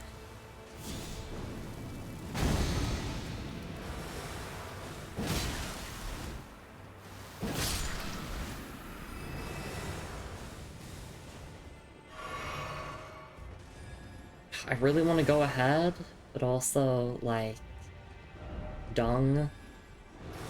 Yeah, dung. I really just want to explore. Oh, I hate when this happens in Souls games. It's like there's a threat so deadly that it kind of discourages you from exploring. It's the first time I picked up flaming bolts.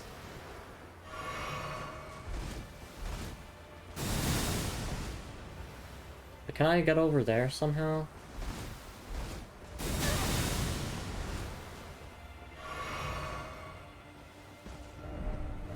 Try here. There's no way that's a jump. There's no way that's a jump. I'm just gonna back off. I'm gonna back off. You're still aggroed onto me from here? Really? Alright. Executive decision.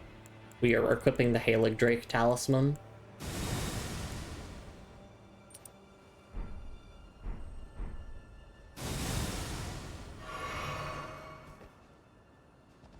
And also, yes, I may need to equip a bow. Or maybe I can stealth. Please, can I stealth? That would be pretty cool if I could stealth.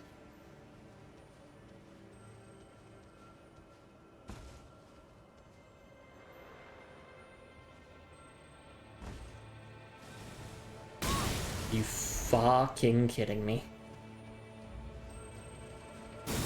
Don't do this to me, From Software.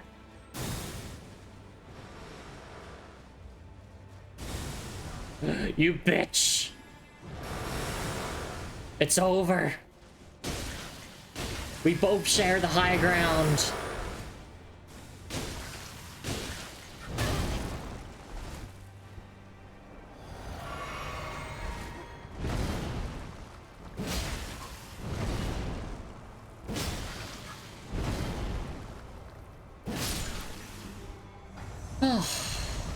What a boss fight that was, huh? Yeah, that was such a wild boss fight. Time for revenge. Gosh. I just need to lie down and cry for a little bit. Not literally cry, but like... that kind of sense of relief of, oh... Oh...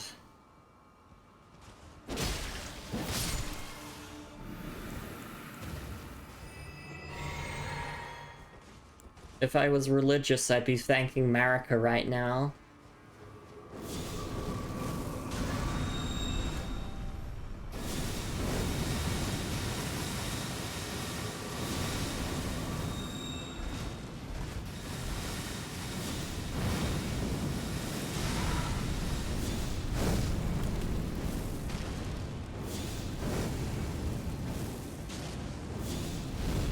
It doesn't feel good to get burnt now, does it? This is just a portion of the pain and suffering you've inflicted upon me.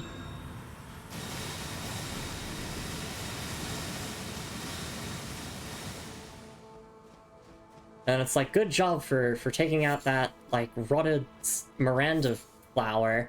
Here's a single Aeonian butterfly for your efforts. I'm like, okay, thanks. See a fog door down there. I'm guessing that leads to Melania.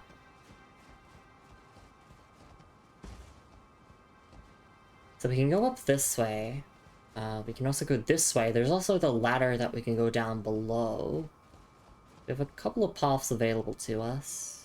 We can also drop down there if I want to. We've got 3 main paths that we can take. Lost Ashes of War. I wonder... Oh, that's definitely Melania. I guess the statue is of Melania and Miquella. Yeah, because, like, the missing arm.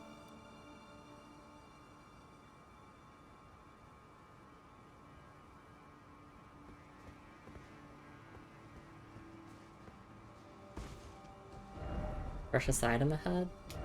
Which way? Up here? Okay. You sure, though? I don't think so. I don't know if I trust this. I don't even see the item. Why am I up here? Get off before I die.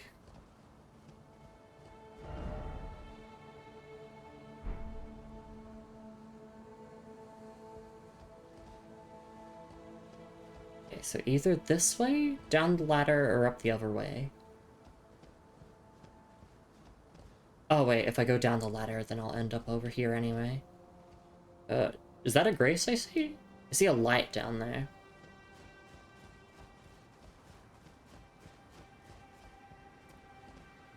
Come on, aren't the sights amazing? They are, no, absolutely. I'm stressed. Nicholas Haligtree's got me, like, stressed and reliving Vietnam War memories of the fucking Anor Londo rafters.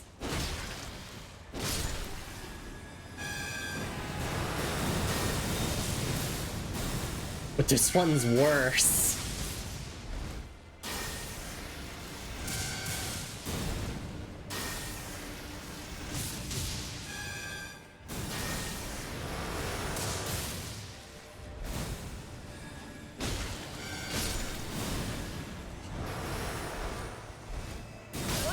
No! Okay, I'm not mad about that, because I know how to get there now, so we can make that run back just fine. I mean, it's a bit cloudy today, but come back in a few days, it'll be all cleared up. Exactly.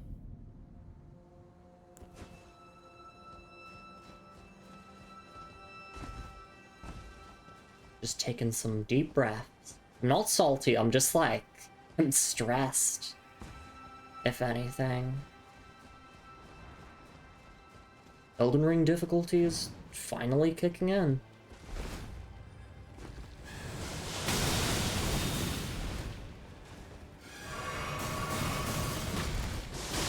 Oh my god, please, just make it stop. Make the suffering stop.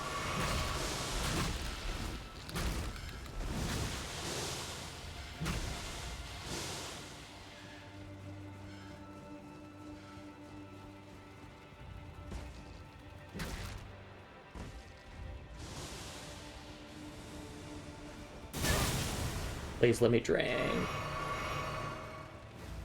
Oh. Okay.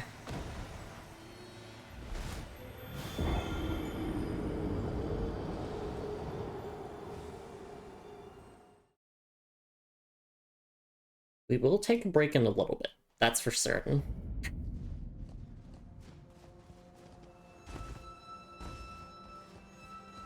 The run back here is brutal.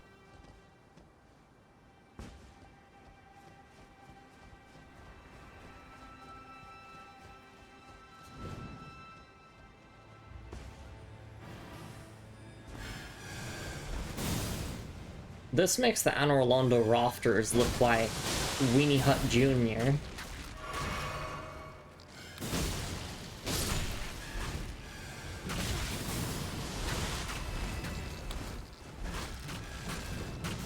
Like, the strat does seem to be to deal with the oracles first and foremost, with ranged options.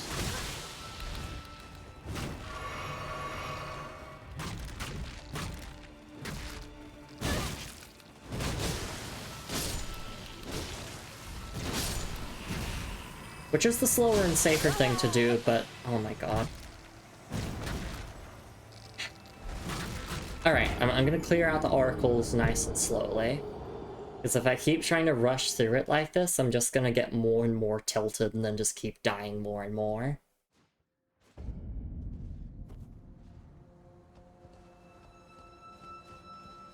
Oh, I never activated the summon sign, huh.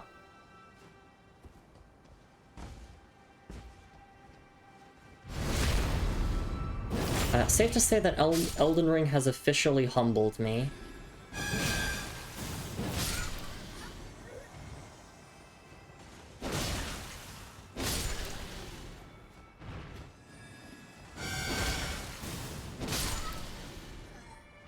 I guess it's an optional area for a reason.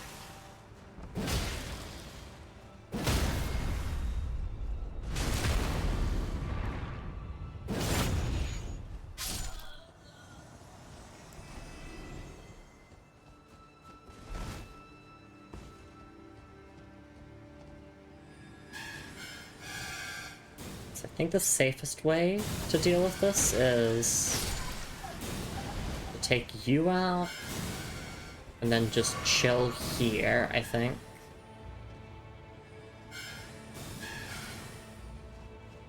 Around.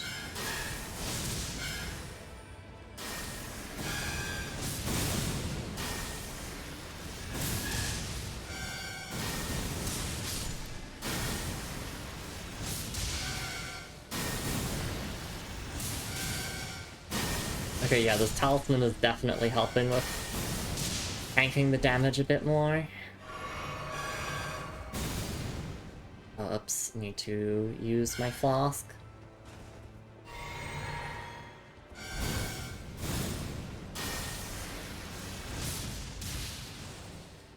Actually, you know what area this reminds me of? The Shrine of Amana from Dark Souls 2.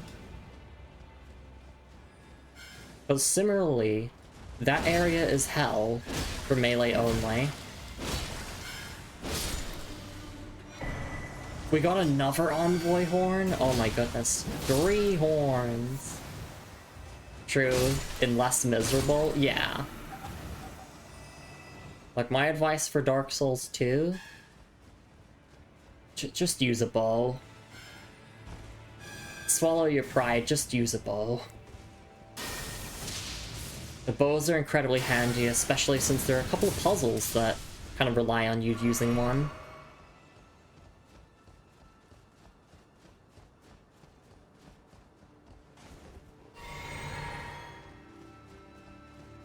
Okay. So with that cleared out of the way...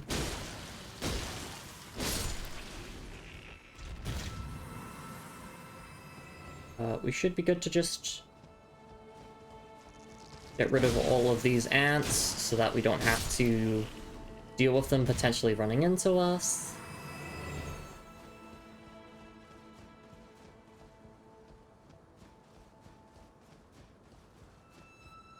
Because here it's funny.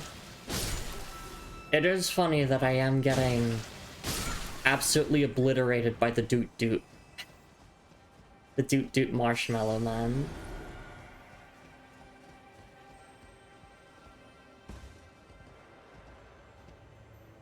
Oh, please don't die. Okay, so now I just need to watch out for these projectiles.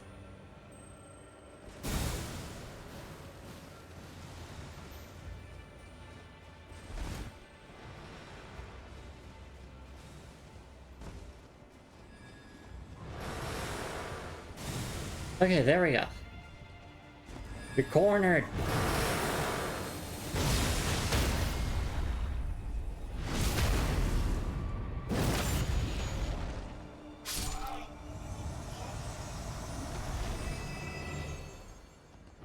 Time for revenge. Dung. Yeah, you absolute shithead.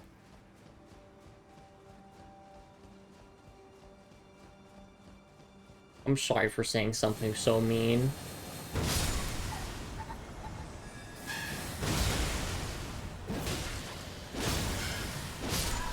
The Doot Dooters do not deserve hate. Actually, I mean, they kind of do, but...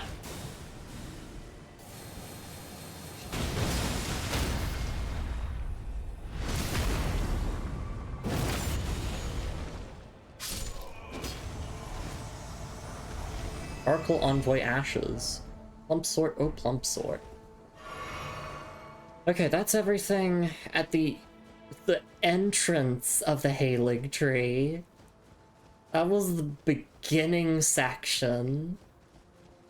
I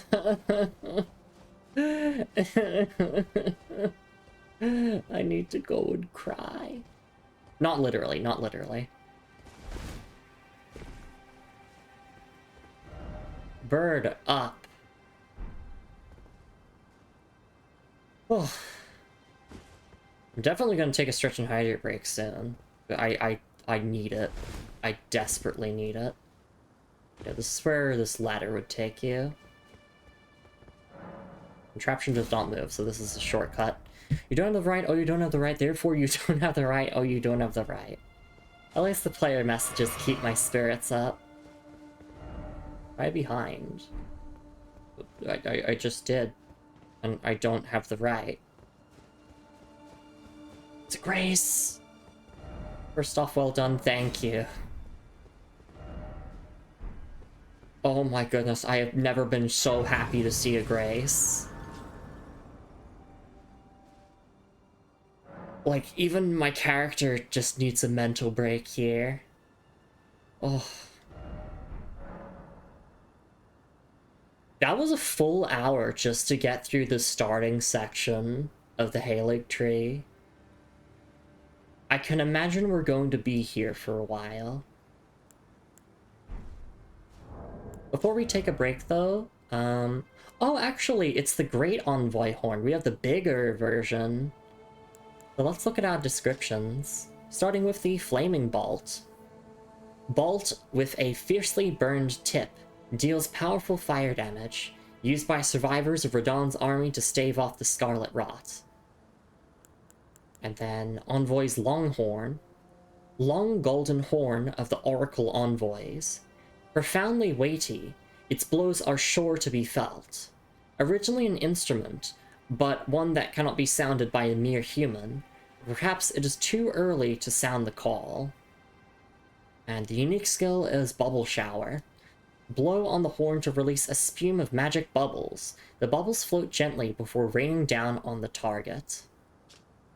Okay, this is, yep, it's a great hammer. Cannot be infused, obviously, and it's primarily faith scaling.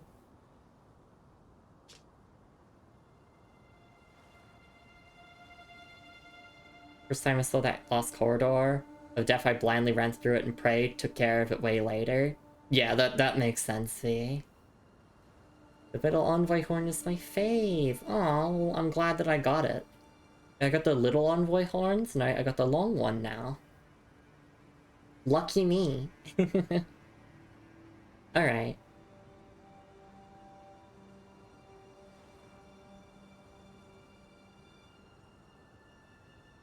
And then Oracle Envoy Ashes. Ashen remains in which spirits yet dwell, used to summon the spirits of 4 Oracle Envoys. Spirits of a monstrous band of musicians who employ sacred arts. It is said that when Oracle Envoys appear, playing their pipes, they do so to herald the arrival of a new god or a new age. Okay, yeah, so that's what Athena said before. Okay, so there's context as to what they actually are.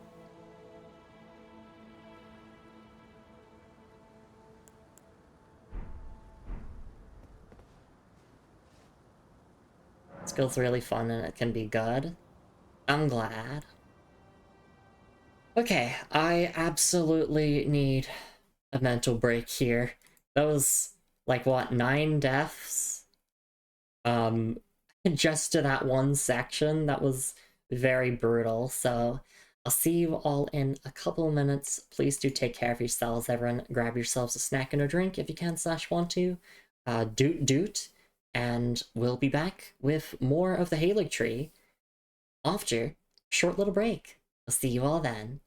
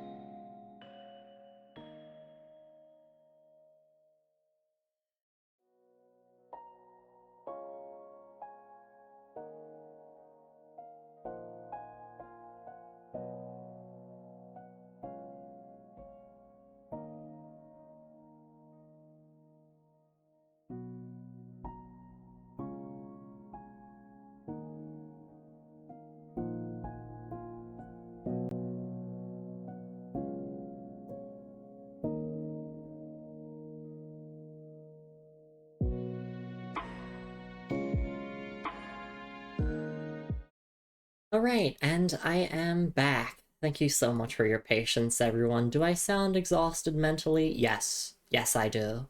But we got through that section, and I'm so incredibly proud of my progress. Before we continue on, let's just talk some lore stuff so I can continue to have a moment to just sit down and chill.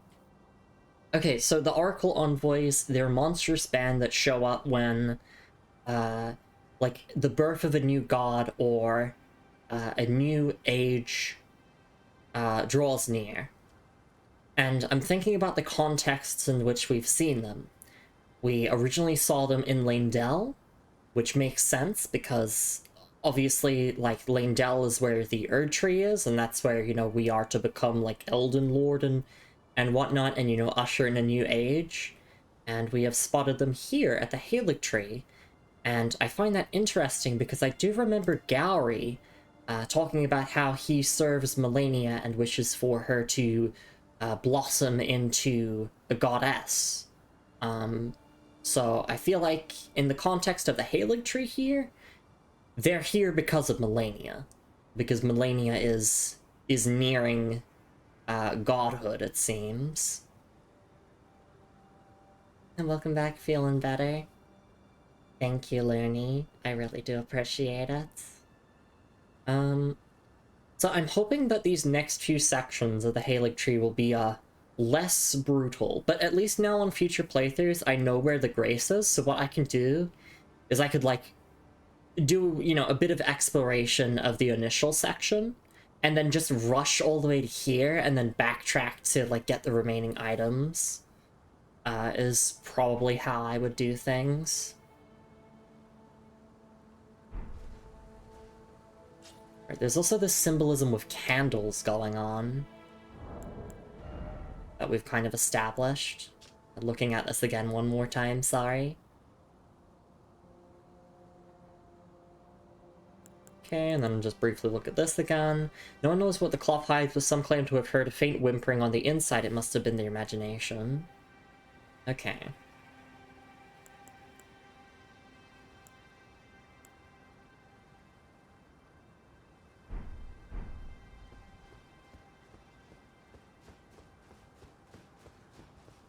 Just taking some deep breaths. Gonna be okay.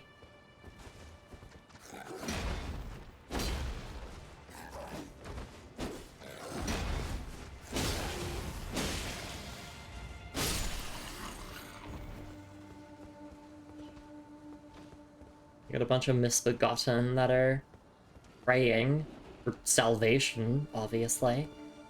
They're not gonna attack me, so I won't attack them. We're cool like that. Oh, didn't I pick up a different valued golden rune? No I didn't. Okay.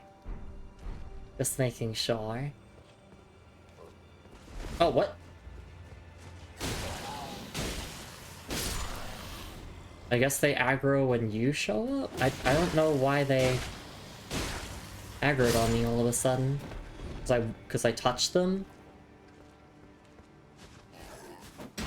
I mean, that makes sense. If a stranger walked up and just touched me like that, I too would also try to kill them. You wary of behind? Yeah. I'm gonna turn on my lantern here just because I want a little bit of extra illumination, and hey, if it draws more enemies to me, good. I want them all dead. So we can go up this ladder. We can go this way, but since the ladder is right here, let's start with that.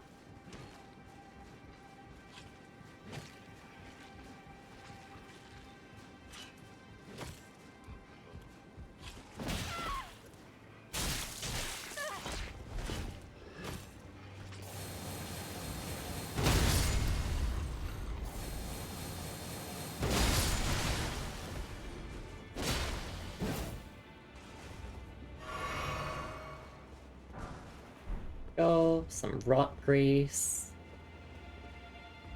I mean, we can drop down here, and this looks like it leads to a new section. We can also jump across here. Oh, it's Leonine. Hey.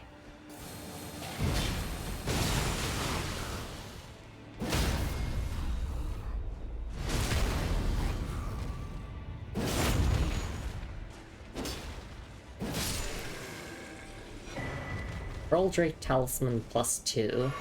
Okay. Oh, I'm still in combat, apparently.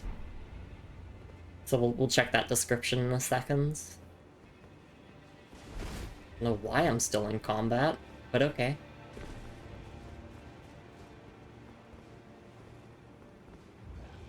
Just mental reminder to myself to look at that item description. I think it's just going to be the exact same as all the other, like, protection talismans, but I still want to read it anyway.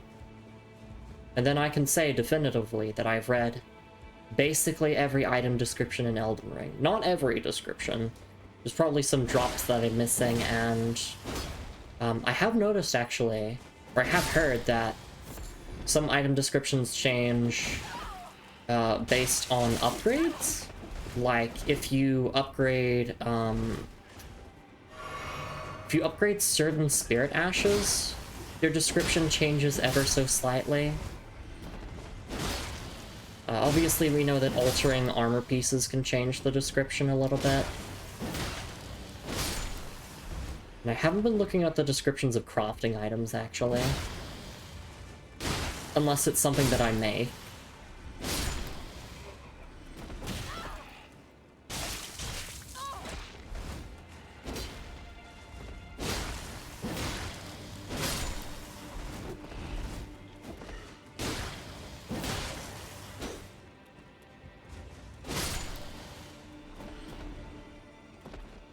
Good job, me.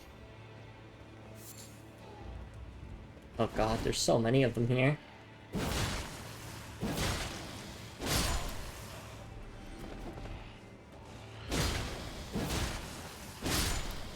We heard you like gang fights.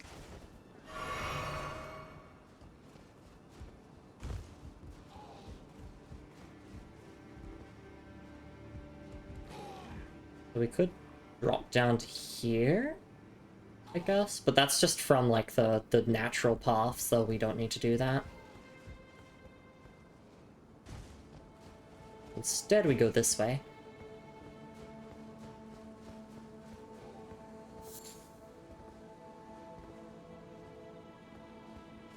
Alright, we're safe here, so... Pearl Drake Talisman +2. Talisman depicting a trio of pearlescent ancient dragons. Vastly boosts non-physical damage negation. The ancient dragons, who ruled in the prehistoric era before the Erdtree, would protect their lord as a wall of living rock. And so it is that the shape of the dragon has become symbolic of all manner of protections. Okay, I'm actually gonna swap my talisman to the Taker's cameo. Since there's just, like, a lot of those, like, generic enemies that we can slice down and get a lot of health back from. Oh, fingers. What do you mean? Down ahead. Okay. Why is it always dead end? It's not. So it looks like this kind of allowed me to skip through a bit of the level, potentially. I'm not sure. Are you fucking kidding me? Why Miranda Flowers? Why must you be like this? Blah. Gang fight.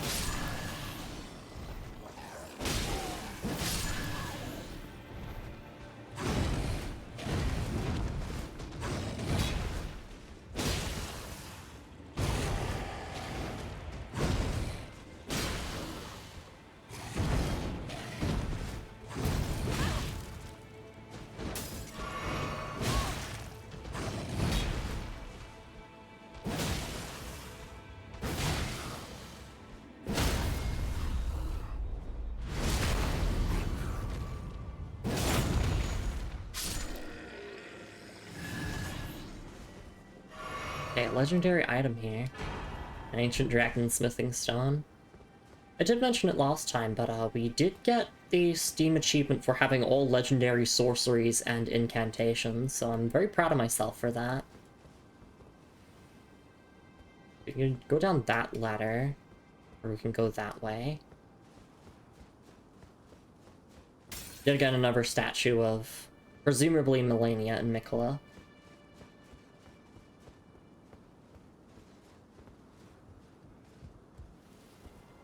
Oh, I can't wait to burn you down. Just like the Erd tree.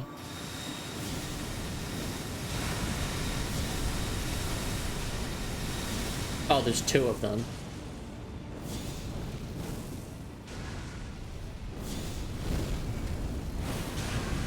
They can't have me having too much fun.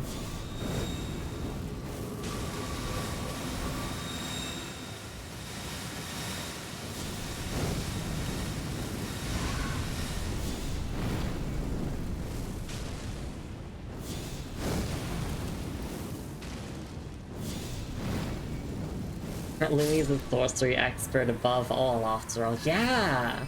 I'm notoriously known for playing casters. It's like, oh yeah, I can't wait to see Lumi play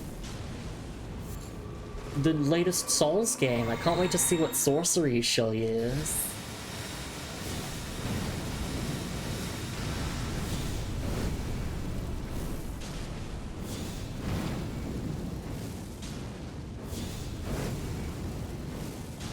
I could equip my fire pots. I think I have them. Like, still crafted. Let me check. Where are my throwing pots? Oh no, I have a bunch of volcano pots, actually. Yeah, let me equip those.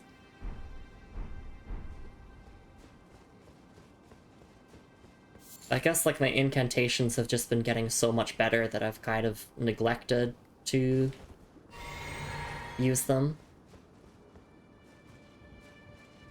Oh my gosh, I'm covered in blood. This is what Moog wants. Hi there.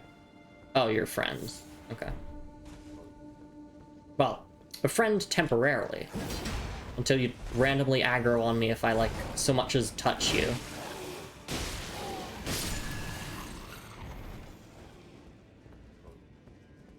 No, you're still chill. Okay, we're still chill.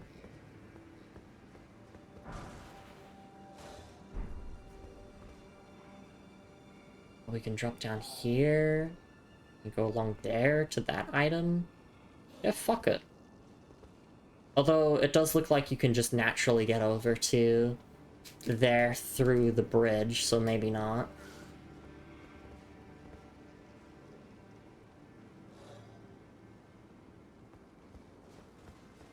Okay, yeah, I'm enjoying the Haligtree a lot more now that we're in, like, this section of it. We're actually in the real deal.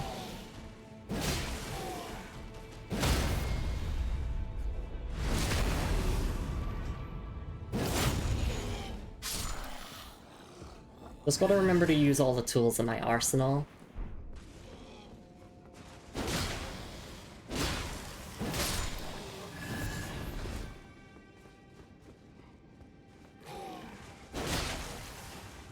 Sorry. It was a misinput! It was a misinput!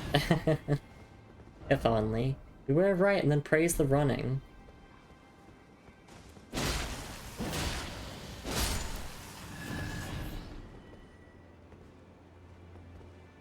Okay. Oh, we're all the way back here, huh?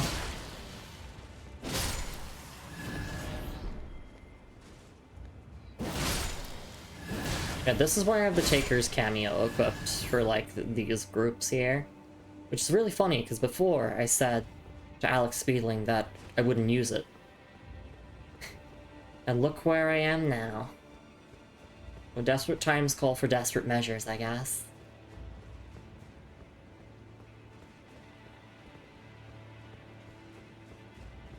Alright, so we go through here.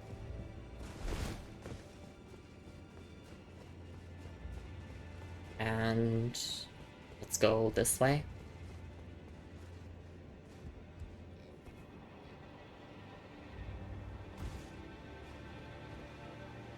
I guess there is an Aeonian butterfly, so...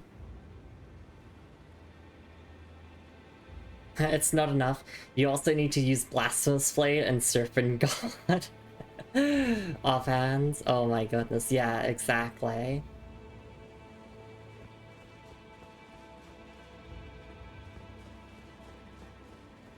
Sorry, what does CS stand for again? Colossal Sword? Or am I forgetting something? Curve sword. Oh, right. Yeah, I guess if I drop down there isn't a Union Butterfly. Okay, yeah, let me do that then. And there's also a purple item. Oh wait, no, but I could just like drop down from like there. Right, I have to remember, like, you can actually jump in this game. You don't have to do things in a certain way. I do appreciate that there's like multiple ways to get to the same spot. Even if like the difference is like, you know, not really that significant, it's still cool at least. I'm just gonna backtrack up here and make sure I didn't miss anything before you go ahead. I have my destination in mind. It's never bad to double back and just check where we've been, just to make sure that we got everything. Yeah, this was where the person said dead end, and it's not.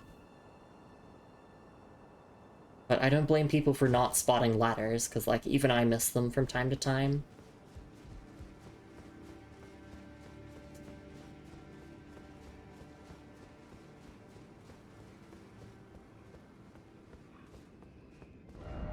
Beware left, therefore luring out required ahead.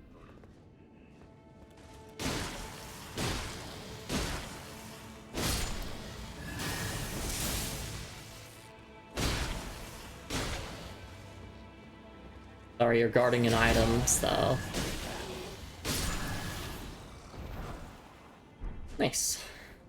I do take the Somber Smithing Stones, those are always nice to have.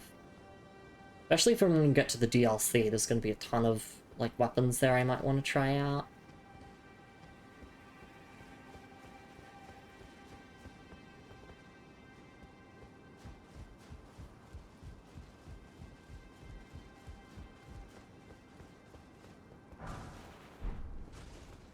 Another grace, I'm so happy. Yeah, just that initial section was giving me a bit of trouble. I see down ahead. We can also go this way. And we can also go where I originally wanted to go, which was here.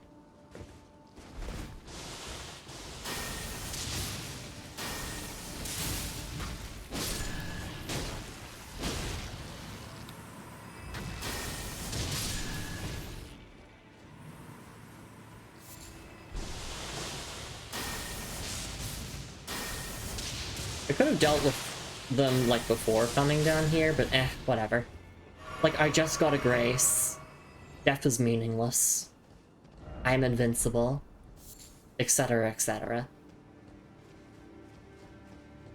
Give it a couple of minutes and I will be humbled and screaming and crying.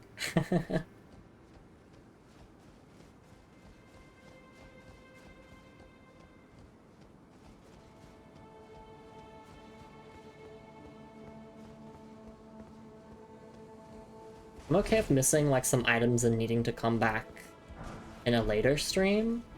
Seek slug, therefore seek down. Okay. But the most important thing is that we do need to get both the seedbed curses here for Dung Eater's questline.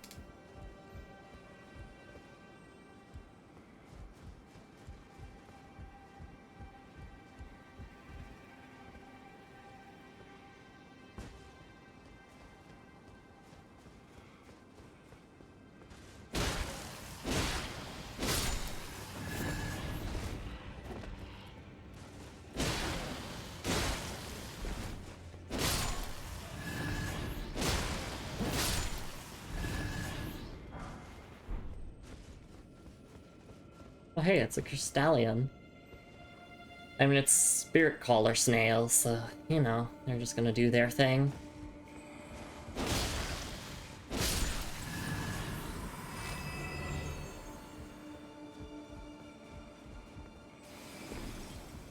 Which means we ignore the Crystallion.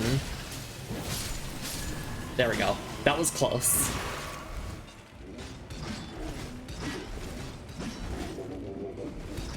I don't know where the snail for this one is, so I can bully this one. Or I can try to.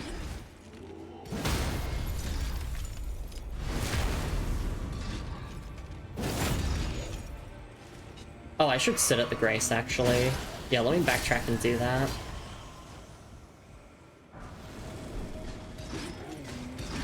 Oh, that's where they are. Okay. Cool, cool, cool.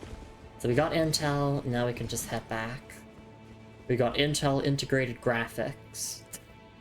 We're running the game at 5 frames per second.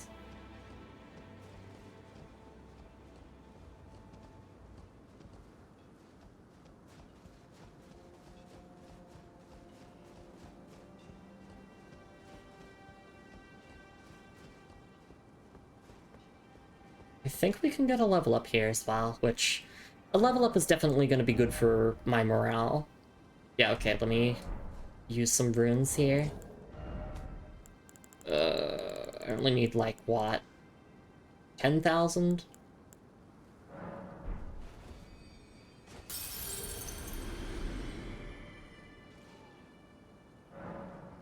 That's gonna be another point into mind. We're just gonna get our mind up to, like, 30 or 35. And then we're just gonna dump our remaining points into Faith and Arcane. And that's it. Literally everything except Intelligence. Not a single point into Intelligence.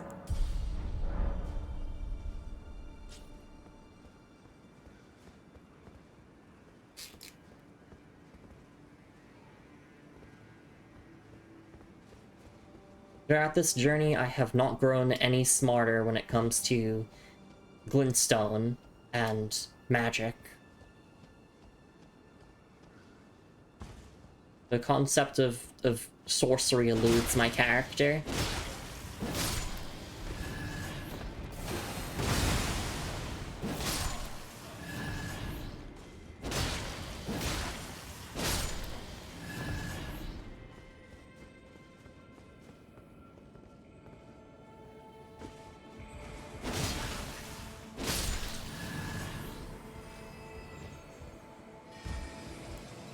Okay, I just want to avoid Shattering Crystal here. Oh, volcano pots, save me. There we go, you're gone, and now we head here and we get rid of you, and then we're good. Hey Kaz, thank you so much for the head pats. Hope you're doing alright.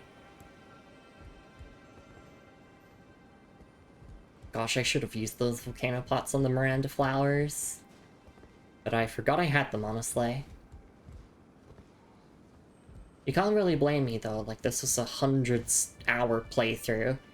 I'm not going to remember every single thing.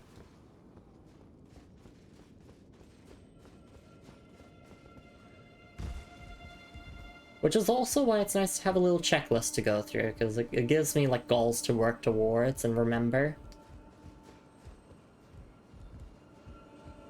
And it also helps that I've been, like, rereading item descriptions and whatnot to, like, really try to memorize them. Okay, can I make this jump? Only one way to find out. Leroy Jenkins! Nearly. It's probably possible.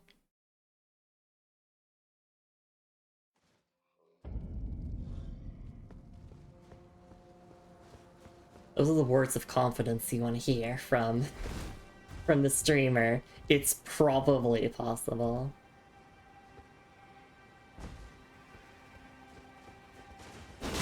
But I'll look to see if there's an alternate way to get over there.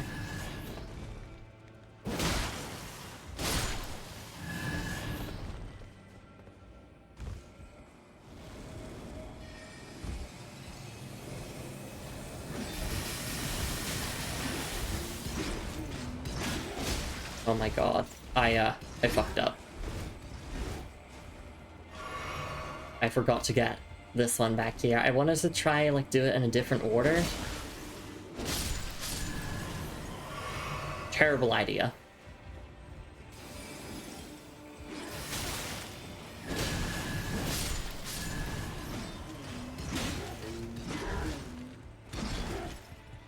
Wait, where'd the snail go? Oh. That's where it went. Into the afterlife.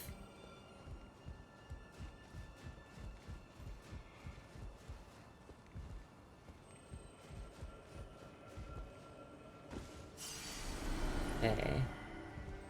It seems like we'll get over there through other methods. As opposed to jumping. But jumping seems possible. I'm not gonna kill myself multiple times to test. The things that Elden Ring makes you say out of context.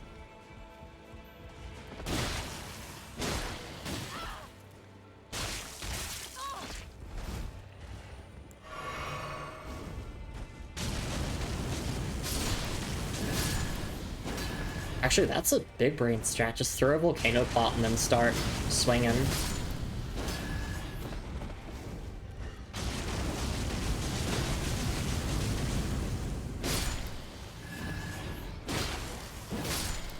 The Demon Princes and Night Rain are sending me into the afterlife. Yeah. I don't think I found them too hard. But if I recall correctly on your playthrough, Moon, you really did not like them.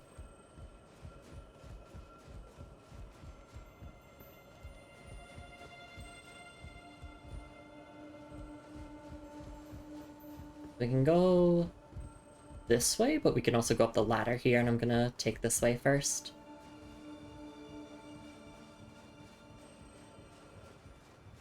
This is a Twee. Yeah. We're at the Haligtree. If I say more, I'll get told skill issue, then a bad, and it's true, but I mean, everyone has bosses that they dread having to fight. Not for you, General From's Love community. Oh, I see, I see. Yeah. I'm not one to say skill issue. I say it to myself, but never to anyone else. I feel like I can make this jump. No, it's kind of awkward. What if I just went from the path down there? But why would they have the ladder up there if not to allow you to make that jump? I feel like that applies to a lot of games. It absolutely does, yeah. Like, I'm thinking... No. Like, there's no way I could, like, roll into that window there. It's tempting, but I'm not gonna go for it. Instead, we head down here. Likely sniper. Where's that scarab?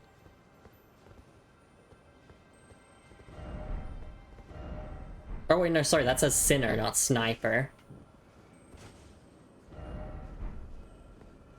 I guess I'm just so on edge with, like, you know, arrows being shot my way and doot doot horns that... I just skimmed the message, and I'm like, yeah, that says sniper, even though it doesn't.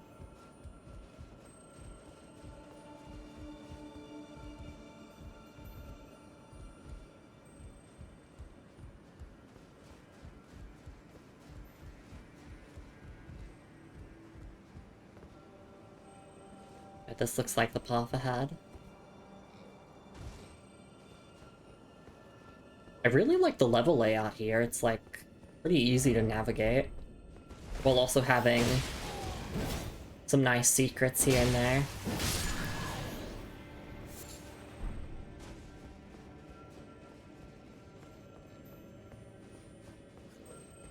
Oh, it's just... Damn, I'm disappointed.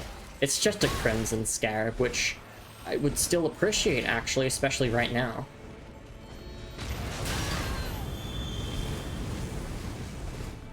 I didn't get it, though.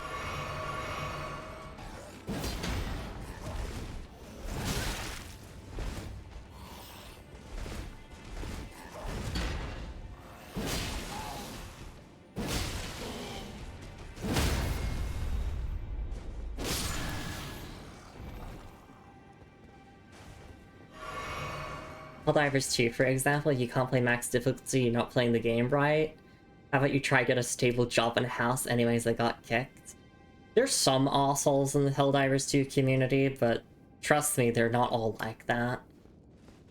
I don't even play max difficulty on Helldivers 2. Like, I'm good enough, and I can succeed on max difficulty, but it's a lot more chill if you just play on, like, difficulty 6 or 7. Like, those are the difficulties where the most chill people are, I would say.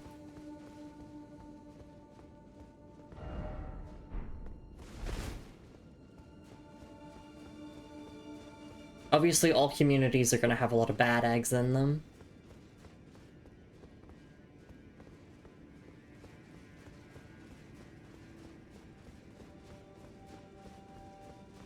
Just double checking, yes, we have indeed been in these 2 rooms.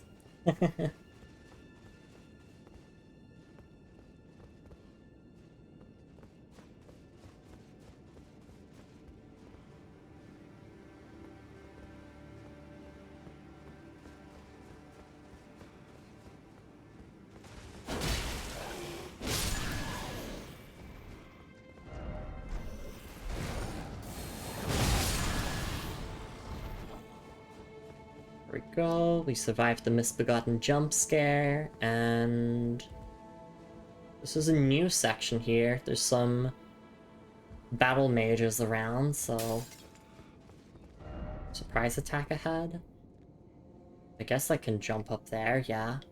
Oh, there is an Aeonian butterfly, so I'll take that, I guess. You wary of jumping? Yeah, I'm not gonna go for that. Surprising, level 150 are the most chill one. Yeah, 20 to 40 ones are sweaty. Yeah. It's the new players who think like the game is like super hardcore, and it's like, no, it's fucking Helldivers 2. It's goofy, funny space fascism game. Is that doing that is to imagine them getting whack-a-mole in any fighting games. So true.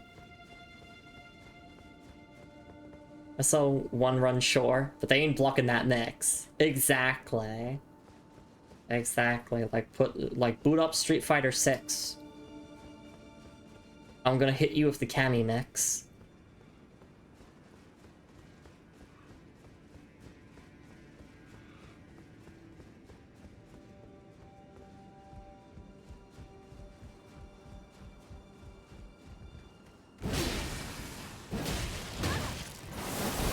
Oh my god.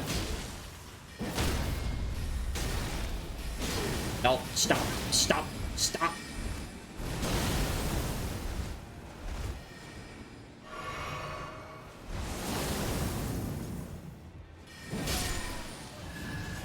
My weakness, mages.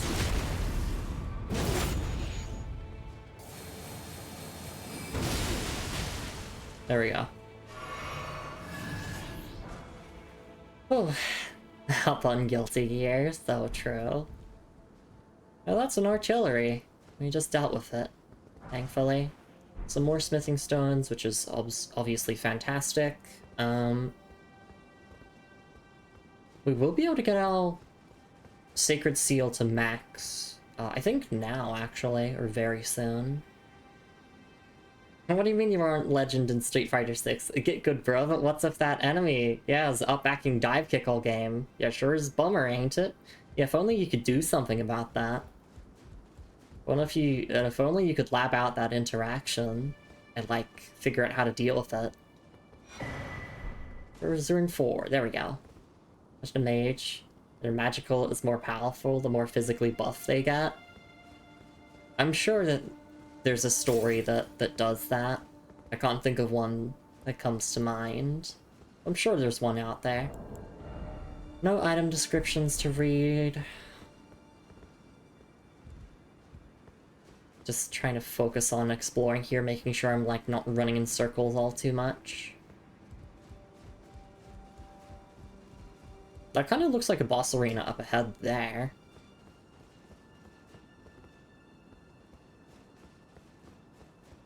But first... Came from this way. Did we go here? Shortcut ahead? Oh, I see. This is the shortcut back to the start. So yeah, we definitely have a boss ahead. Underground. Shortcut ahead. By underground, do they mean that, like, there's a drop-off to do? Or is this just a regular shortcut? Yep. Just a regular shortcut. Cool. Okay. Well, since we know, like, you know, I've played enough FromSoft games to get a vibe for when a boss fight is ahead, we can equip something to help us with that.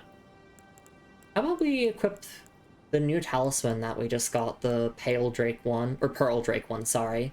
Because that should be, like, generically helpful. He says I got a bit salty today on 2x KO because I feel like my teammate is a very bad matchup against some other characters, so I'm calling myself out a little there. Aw, that's okay, V.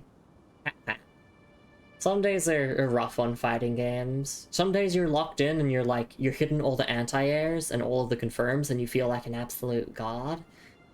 And some days you're just getting hit by dumb stuff that you normally are able to deal with easily. That's just how it is sometimes. And I guess the same can be applied here to Souls games. Like, some streams, I'm you know, beating enemies' asses, I'm just, like, clearing them all up, and other times I get stuck on the opening section of Haligtree for a full hour. Shark says, I remember someone on YouTube having crash out. You said if you're trash at a game, you were rage baiting. If you're bad at the game, you were clip farming. I'm actually just shit. I see, I see.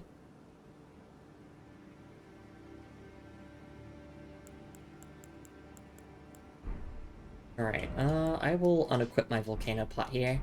Quick break, it's all good. Gotta lab a few things next time. Yeah. I'm wishing you the best of luck with all of that. Speaking of labbing things out, we're probably gonna have to lab out this boss encounter ahead. We're gonna send the lift up to see, firstly, if there's actually anything beneath it here. But also, so that when we die, we can get back a bit faster. Oh, no, this is Elden Ring, so there's just, like, Stakes of Marika for instant respawns. But it's cute that they still give you the traditional run-back option. For people like me who are nostalgic for runbacks. I'm like, back in my day, we used to spend 2 minutes running all the way back to Bed of Chaos. It was peak.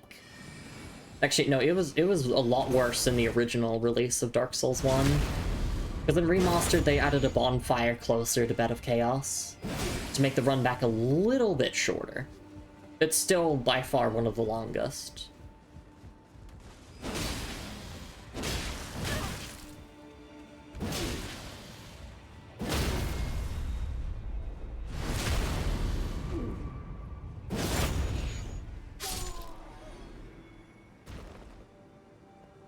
Alright, there we go. I was wondering why I wasn't getting healed, and then I remembered I unequipped the Taker's cameo.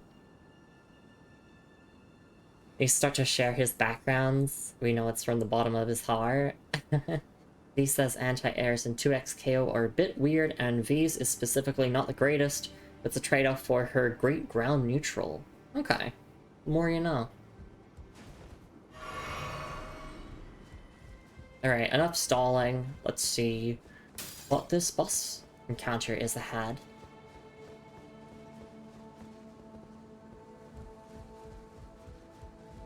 Oh wait, no, this is a summoning pool here. It's not a Stake of Marika, unless there is one nearby. Strong foe ahead. Alright. Let's do this.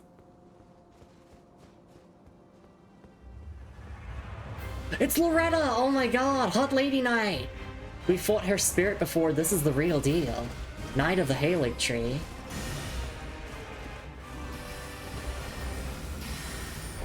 Hot Lady Knight!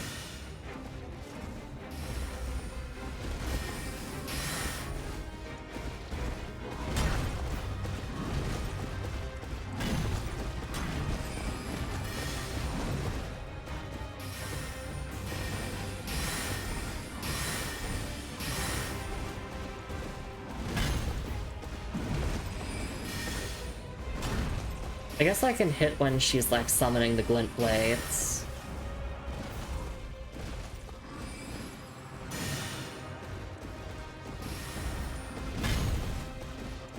But generally the safest window to attack against these cavalry bosses is when they like slam their weapon into the ground. Like they do a big slam.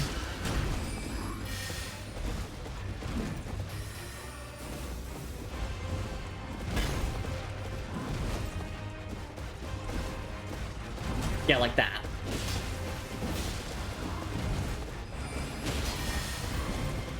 Now we can just dodge the glint blades by running.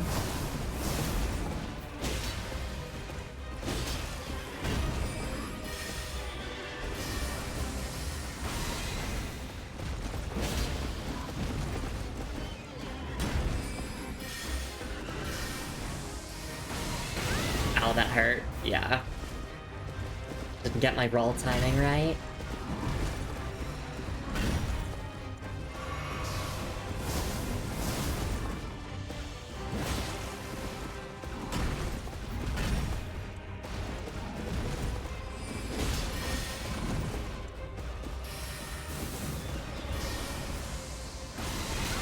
Oh, I got my timing wrong again.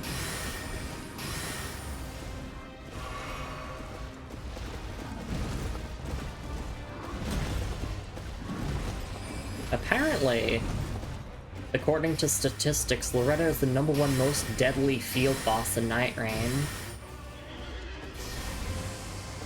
So the more you know.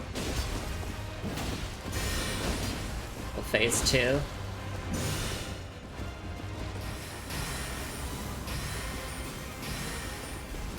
Oh no. Oh no.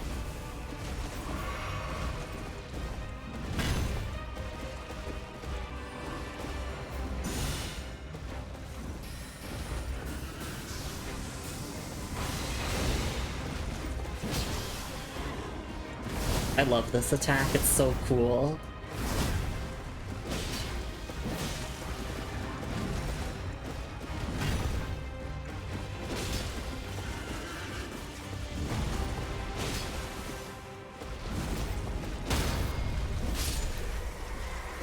But there we go. We got Loretta's Mastery and Loretta's War Sickle. Nice. And there's a Grace here. No enemy ahead. And again, another statue of Melania and Miquella there. So I guess we'll sit at the Grace and we'll level up, we'll chat for a bit, we'll look at some item descriptions, and then we'll just continue on to the rest of the Haligtree.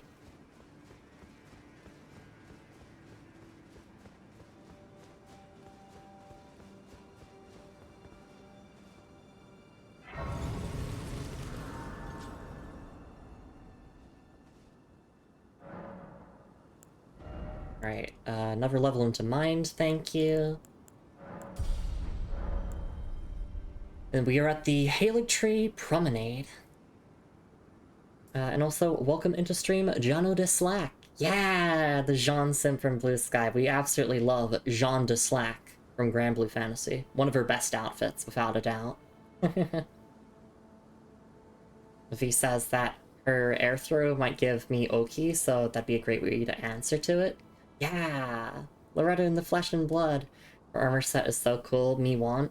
With my 999 ping latency of a brain, I could never on any of those attacks. Or never dodge any of them.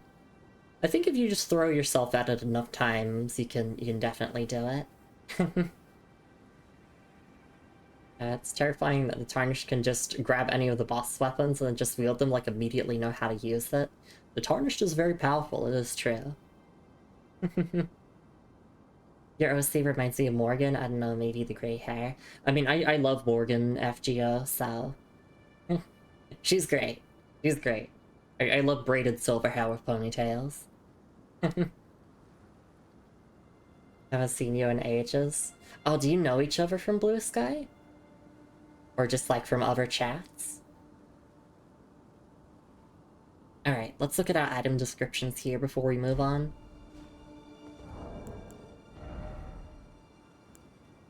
Loretta's War Sickle. intricately crafted war sickle wielded by Loretta, Knight of the Haligtree. Originally given for service as a personal guard to the Carrion royalty, the weapon's blue glintstone has been replaced with unalloyed gold. And the skill is Loretta's Slash. Skill of Loretta the Royal Knight. Leap forward, imbuing the blade with glintstone, then descend, accelerating into a sweeping slash. Yes, this does need 20 intelligence, so we could never use this. Unless I started investing in intelligence.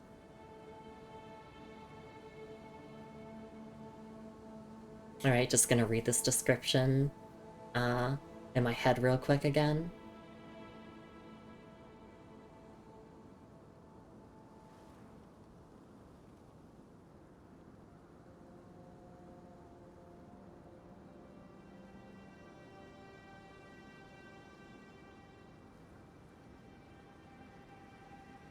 Alright. And then Loretta's Mastery. Sorcery used by Loretta, Knight of the Haligtree. Creates a magic great bow and fires 4 great arrows simultaneously. Charging enhances potency. Hold to keep the great arrows knocked. Developed by Loretta after her long, bloody journey to seek out a place where the Albinaurics could live in peace. Maybe she was an Albinauric, or maybe she, like, sympathizes with them, because the shield that we got was talking about how, like, there's a rumor that Loretta herself is an Albinauric. So that's interesting. Alright. So yeah, she got rid of the glintstone from the war sickle and, basically, like, protecting Miquella / the Haligtree. I think the rumor is just a rumor. Yeah. Like, the item description does say it is just a rumor, so maybe she is a, like, maybe she is an Albinauric, maybe she just sympathizes with them. Who knows? We'll never know the full story, or maybe we will, maybe we will. Can we buy Loretta's armor from Enya? Is that something that I need to check? Because I can, like, do a detour to the Round Table Hold for that and, like, upgrade my weapons if so. If her armor is, like, purchasable, or if you, like, get it later.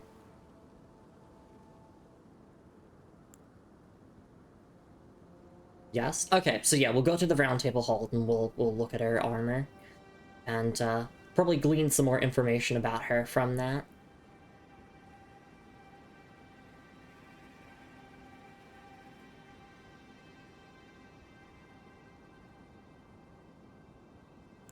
Just looking at these descriptions again.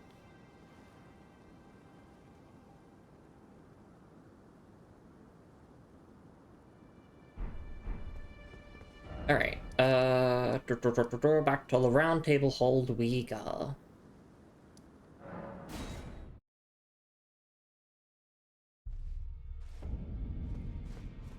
So we just head over here to Enya and take a look at the armor. You have returned. What is it? Okay, where is her armor? There it is. Royal Knight Helm. Silver Helm of Loretta, a knight who served Miquella's Haligtree. Loretta, once a royal Carrion knight, went on a journey in search of a haven for Albinaurics, and determined that the Haligtree was their best chance for eventual salvation. And Royal Knight Armor. Silver Armor of Loretta, a knight who served Miquella's Haligtree. Loretta was once a royal Carrion knight, and her lapis lazuli blue cape is the emblem of the knightly pride that continues to guide her. Okay. And then her gauntlets, which is the exact same description there. And same description here as well, just, you know, with like a single word difference. Alright. Her armor does look very cool. I don't love the helmet per se, but like, If I were to use any of the boss armors on my character, I would probably do this one. I definitely want to do an Enchanted Knight playthrough sometime in the future, like Strength and Intelligence, and just like focus on using like Carrion, like specifically Carrion, sorceries. Especially the ones that like the knights canonically use. Like obviously Loretta's bow would be one. Now go forth. Let the words of the fingers guide you. Alright, and then let's go to Hugh, and let's get our claw mark to plus 25. Well, where have you been hiding? I took you for dead. No matter, it's all the same. Lay out your arms, then. Alright, there we go, and plus 25 claw mark seal. So now the only thing we have left to upgrade is our Nagakiba. We could upgrade our shield, but that only affects its damage and not its guarding capability. Do I have any dupes here that I can sell? I think I do. Actually, no, we already did that earlier in the stream. If I was gonna sell dupes, then I could just do that later. I want to check over here and see if... oh my god, I keep thinking that's the Dung Eater room, but no. Dung Eater's room is on the wing opposite of that one. Because I'm pretty sure he's not there, right? Yeah. He just has a message here for us. Oh, no, never mind. But he did have a message there for us. Where he tried to defile us, but we didn't let that happen. Oh yes, offer a bell bearing there.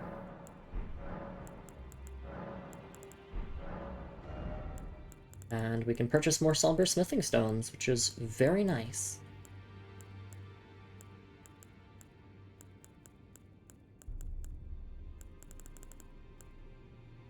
I mean, I have runes to spend. I'll buy the rune arcs. Those are nice to have.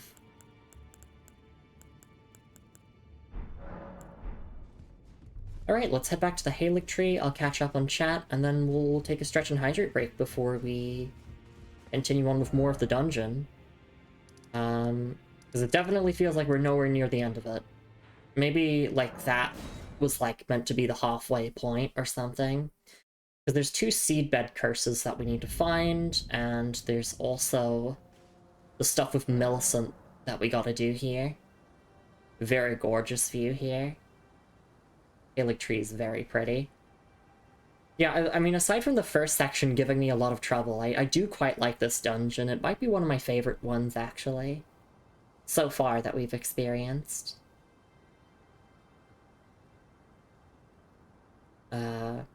Moon says, haven't really talked in maybe a year and a half. I don't blame you, don't remember you having added on Discord. Oh, you know each other through Granblue Fantasy vs. Rising, I see, I see. V feels bad for killing Loretta. I do as well. She just wanted to find a safe place for Albinorix. And she's based for that. Through it all, she was still and ever a knight. Exactly. I feel bad for killing her, but... I mean, I guess... Well, we don't have to do this area. We could just leave the Haligtree alone, but, like... This is an all bosses run, so regardless of the morality of killing certain bosses, we gotta do it to get all bosses. Alright, yes, I'm gonna go for a stretch and hydrate break, and I'll see you all in a couple minutes, and when we get back, we will continue exploring the Haligtree. And I did just get a Steam achievement for defeating Loretta, so that's very, very hype.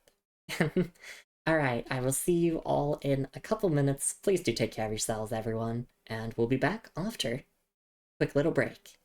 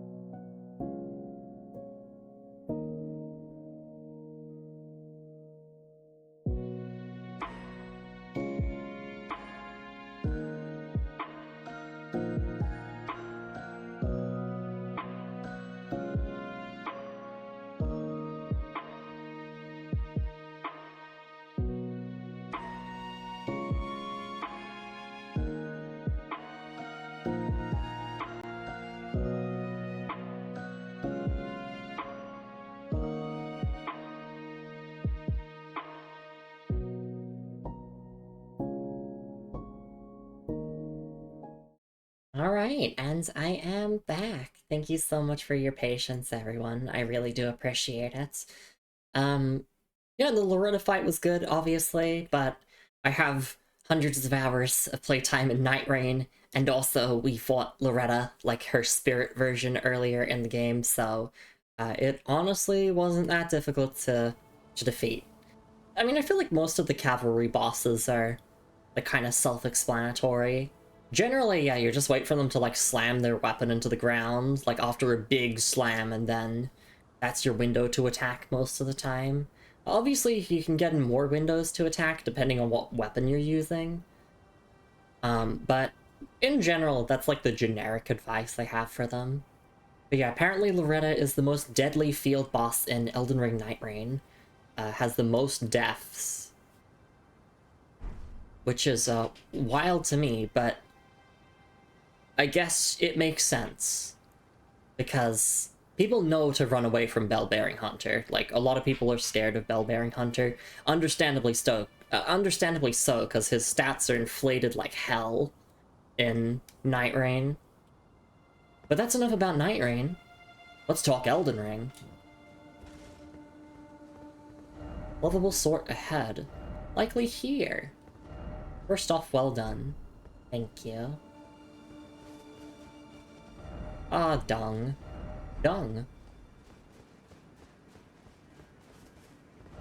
First off, well done. Thank you. Weak foe. Could this be a lift?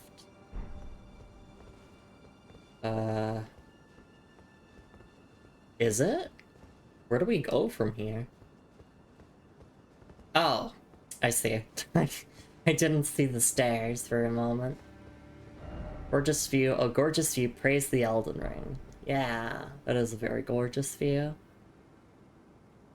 Haligtree at nighttime is absolutely glorious. Like a dream. Necessary item ahead? Like, not a drop down, right? Okay. Let there be jumping. No, don't do it! Snake? Look carefully, ladder ahead. Look at how many bloodstains there are. There's just been a massacre here. They're like, ladder? We don't need no ladders. Just parry the fall damage. If only that was possible. Ah, dark. And then calmness.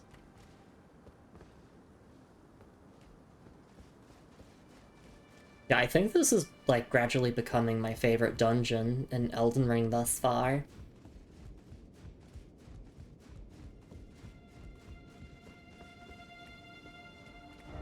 Precious item ahead. No enemy ahead. Precious item ahead. Like, before I think my favorite was Lindell, but this might be taking the crown. Tranquility.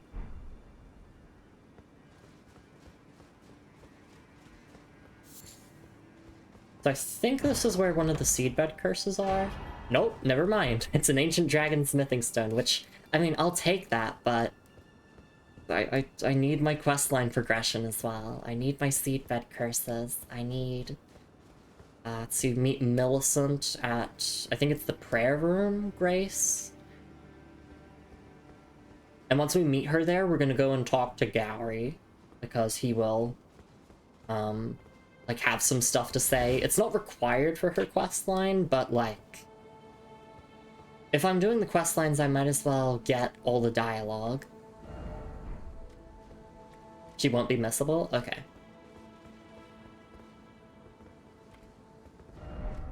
So, we went up there. There was nothing else to do up there, right? I'm just making sure I'm not, like,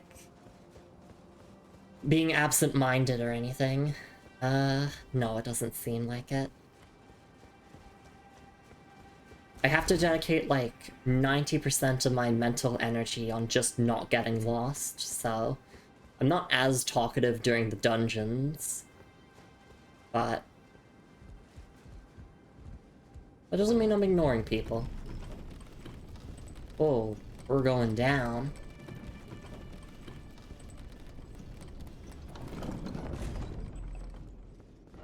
Didn't expect down.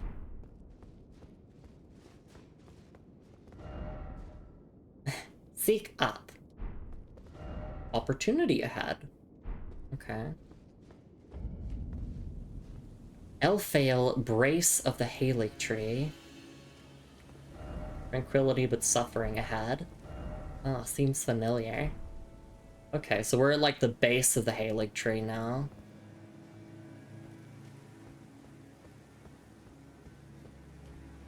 We're gonna spam lock on to see. Yep, there's an enemy here.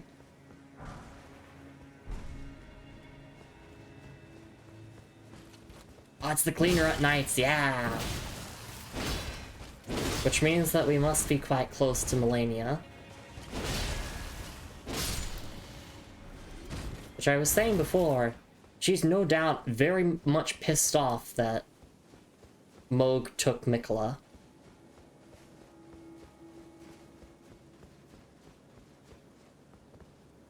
You're going to have fun with this next part? I'll do my best.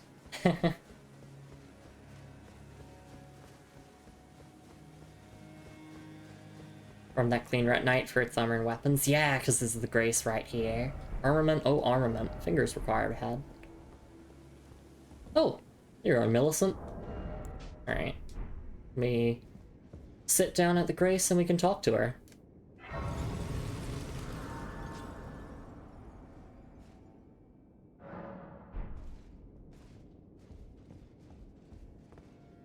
Again we meet.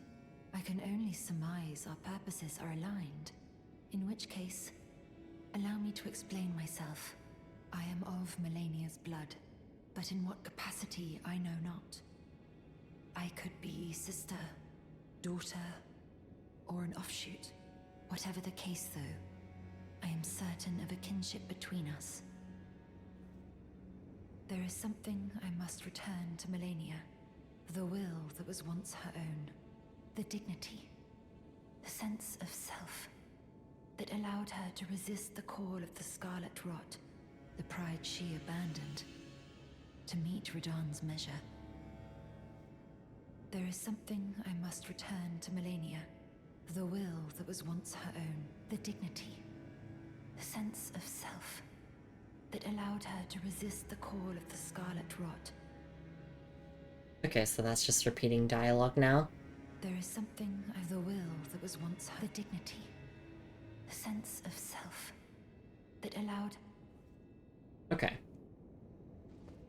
So now we can actually go and talk to Gowry about this. And he will have new dialogue, I believe.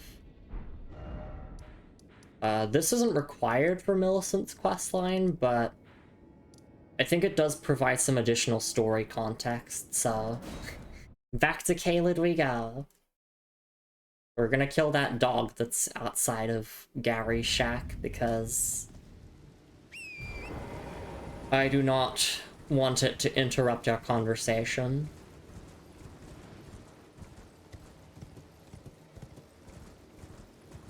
Gowry is a tier 3 sub to Melania's Twitch channel. So, you know, like, big simp. Very, very big simp.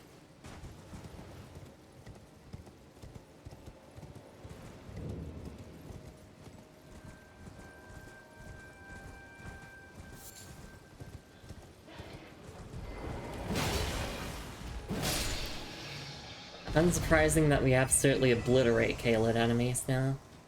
Alright, I like to put my weapon away when we talk. So let's do that. Welcome, welcome. How may I help? What Millicent said. Oh, Millicent. Finding herself, is she?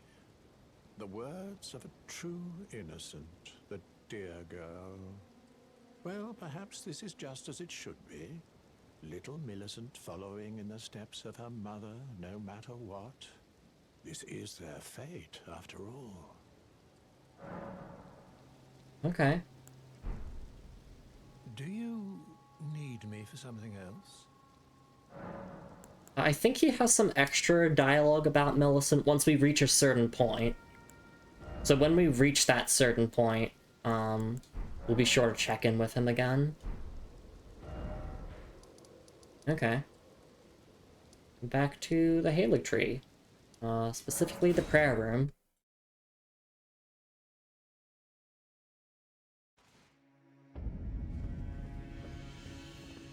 There is something I must return to Melania. The will that was once her dignity. The sense of self that allowed her to resist the call of the Scarlet Rot. So I guess, yeah, she's been, like, fully corrupted by Scarlet Rot now is the implication that I'm getting, so...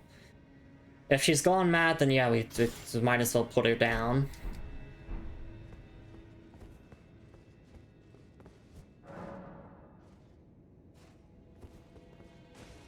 Alright, let's go kill that Clean Rot Knight again, because hey, yeah, maybe we can get more of the drops.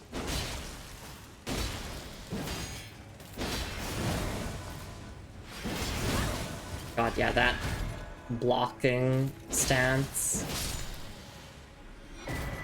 We got Clean Rot Greaves, which we already had before, sadly. It's not new to us. Ah, God.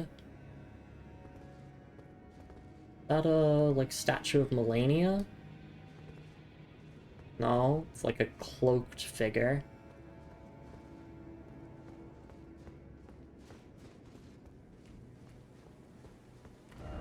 Could this be a city? It is!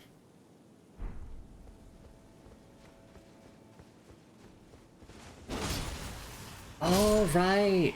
And these are like the Haligtree Knights. They have really cool armor. Potential fashion change?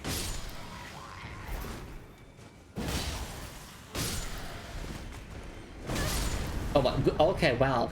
Just a suicide bomber.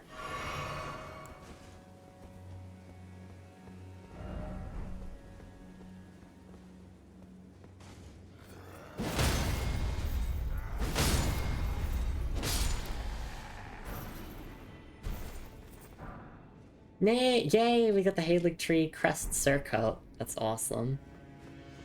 I was told there was a necessary item here, but... Golden runes are nice, but I don't say they're necessary. Unless there's something else here.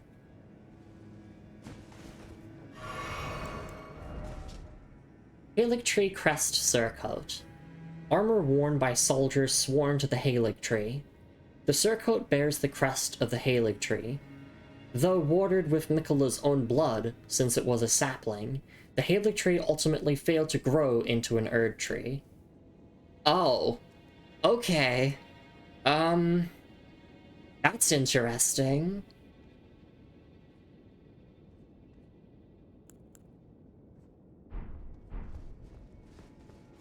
So they were trying to make the Erd tree 2.0, but with Miquella's blood as the sacrifice.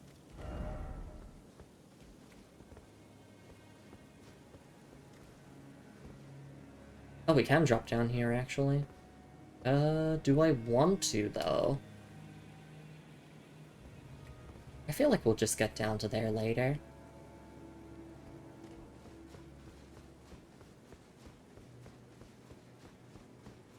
Yeah, not yet.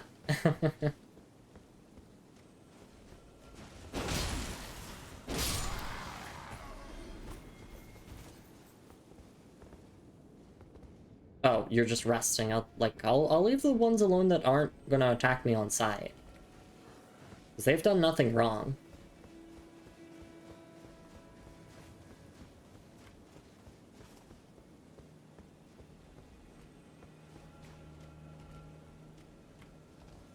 But we can, like, go through here still and, like, go up the stairs, so I guess I'll check this out.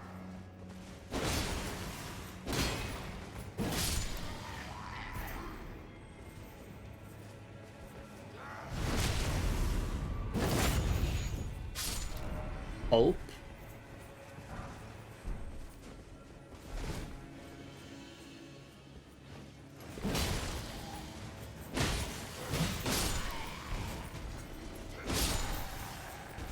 I think of like all the generic soldier designs, this might have to be my favorite one.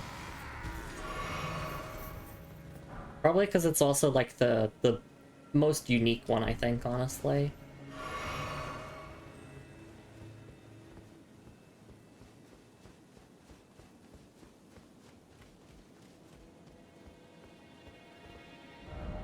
Decoy or lover? Oh, I see. So they did actually aggro. Let's look at the gauntlets, I guess. Gauntlets worn by soldiers sworn to the Haligtree, rust-worn and stained through unending conflict. Alright.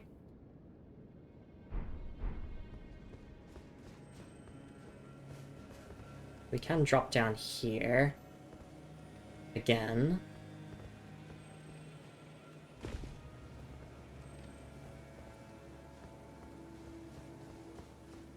But also, did I go up on the routes? I genuinely don't remember. Summer weather is also, like, messing with my brain a little bit. Because, you know, things are getting hot in Australia as we are officially in summertime now. Yeah, jump up on the route. Yep. Made sure to do so. Oh, is this the seedbed curse that I'm looking for? Nope, it's a Miquella Knight sword, which is even better. Visions of Undead.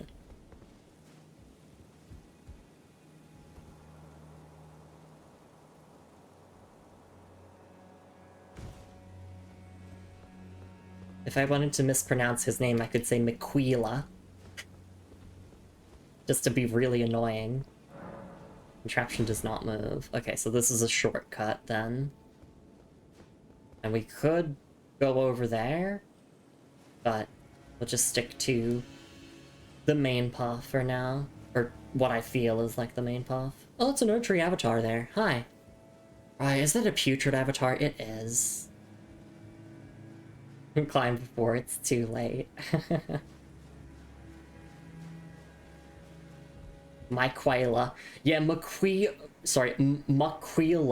is my favorite Miquella's my favorite Elden Ring character.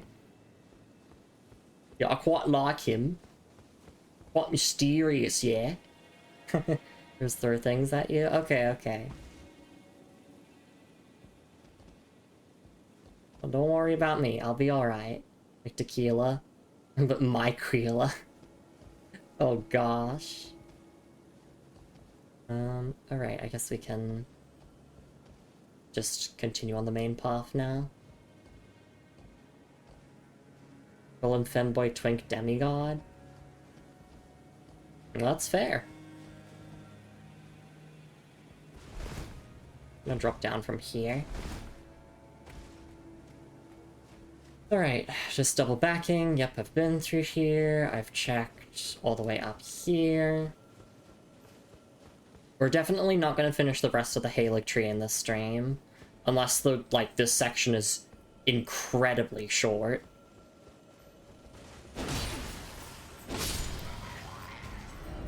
Nothing else required ahead.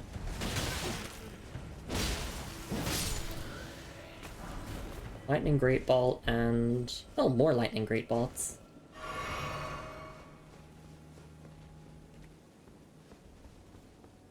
Can go this way. Oh, I'll also look at the item description of the Miquella Knight sword. Because that would be nice. My most used name for him is spoiler territory. Yeah, because I get a feeling that the DLC is gonna be, like, focused on him. Considering that, like, the cocoon that he is in is the entrance to the DLC. Alright, let's look at our Miquella Knight's sword. Sword forged by servants of Miquella of the Haligtree, with a design modeled after those carried by Carrion Knights. Instead of glintstone, however, amber from the Haligtree is embedded in the blade. A sumptuous piece, yet it has never been offered to any knight, an ill-starred sword with no master. And the skill is Sacred Blade. Grants armaments attacks Holy Essence, fires off a golden blade projectile. The armament retains its Holy Essence for a while. It is not infusible. But... yeah, it's just a basic straight sword with, kind of the kind of scaling you expect from a straight sword, which is, like, quality. Does physical damage, holy damage, there's a bit of faith scaling as well, so... it's cool! I would have used it, I think, but I'm comfy with the weapons that I have now. I don't really feel like adding this to our arsenal. But I do love straight swords. They're awesome. They're like nice and cozy and reliable, you know? Alright, just reading the description one more time for myself.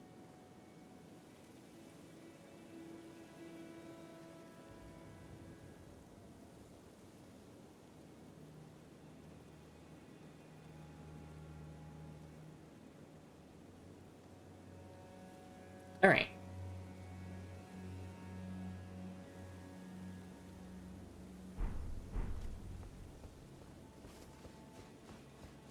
Why aren't you climbing walls or surge sprinting? Yeah, it's a challenge run. Night Rain, but I'm not allowed to use Night Rain specific mechanics.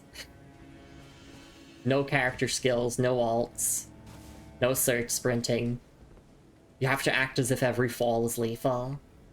Straight sword, there's straight sword that... As we talk about gay swords, I'm wielding a gay sword, right? It's a gay sword.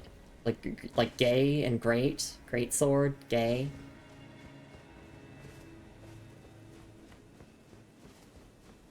I tried.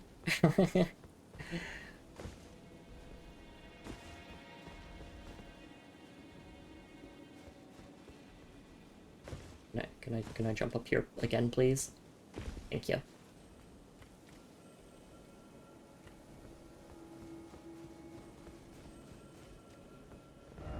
Be wary of ambush. Okay. Well, we already cleared this out, actually. Apparently we can jump down here, and that does seem to be the case. That scarab there is just a crimson one, which actually wouldn't be bad to grab.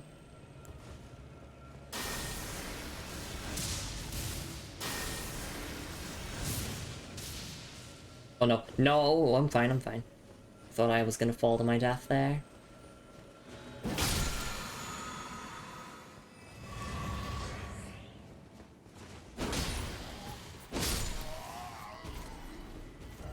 This be a friend? No. No longer friend.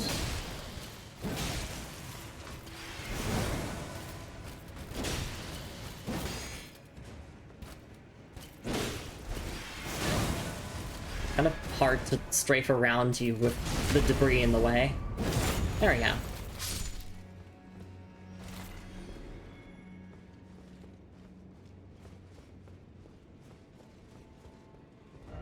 Your head, could this be a lover? Champion ahead. Cleanrot Knight Finlay. Ooh, okay, that's a legendary Spirit Ash. Take a look at this. Cleanrot Knight Finlay. Legendary Ashen Remains. Used to summon the spirit of the Cleanrot Knight Finlay. Finlay was one of the few survivors of the Battle of Ionia, who in an unimaginable act of heroism carried the slumbering demigod Melania all the way back to the Haligtree. She managed the feat alone, fending off all manner of foes along the way. Yeah, she's based. Remember I said screen you found my favorite character? Is it Finlay? Because, like, damn, that's based, Finlay. Yeah! Ah! We can actually summon her. We do have enough FP for it. Wholesome Yuri, exactly. Finlay and Melania, that's a ship. I mean, well, Finlay's in Spirit Ash form now, so, unfortunately, she's, no longer of this realm, but you can summon her Spirit Ash and they could be girlfriends. That'd be pretty awesome.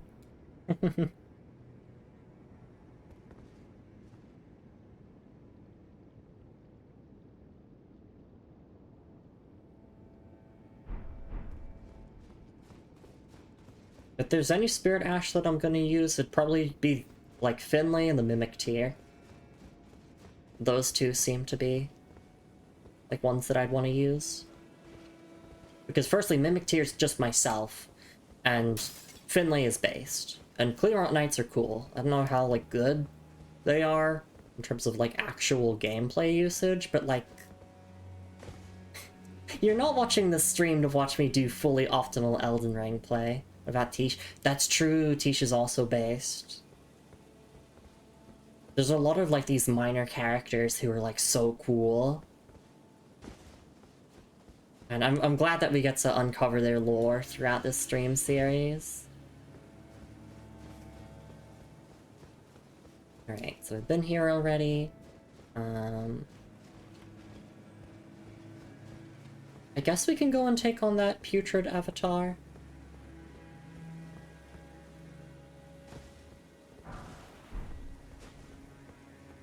Oh, hi there.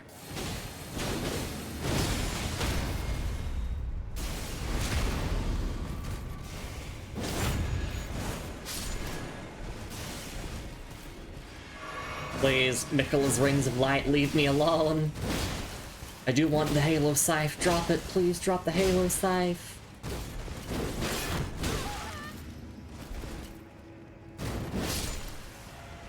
Oh god.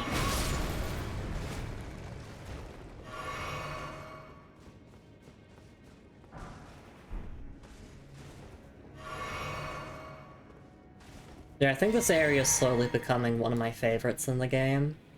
Like, this whole entire section, so both, like, the upper half of the Haligtree and the lower half here.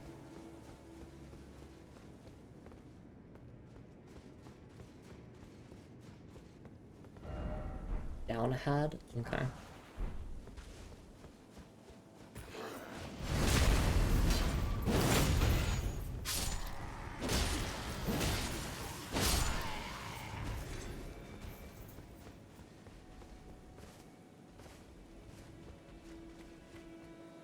Also, like, just think about how far Finlay had to carry Melania.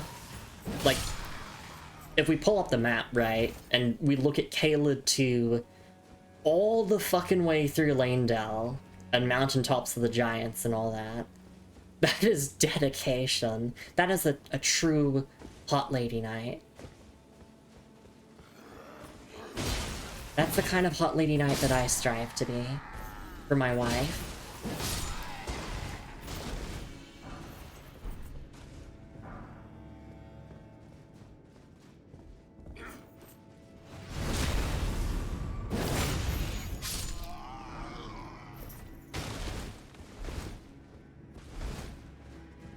Melania was such a poor sport about her fight with Radahn. Unleashing Scarlet Rot? Like, damn, okay.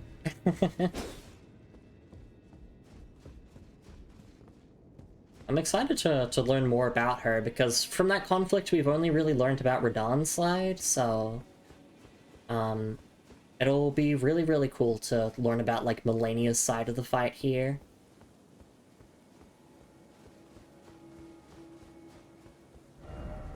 On ahead, be wary of pair. Yeah, I'm just double backing here, making sure that I've gotten everything.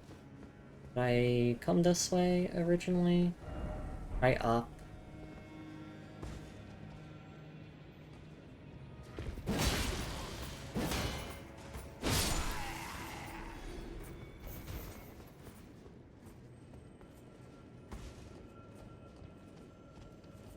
Alright.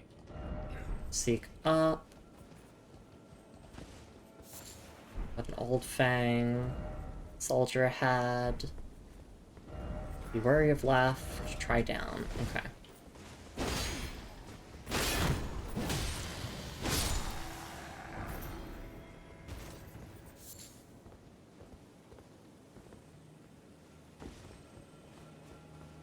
Oh, wait. Oh, I see, I can drop down to there, and there's a soldier there. I don't want to, like, commit to that, though.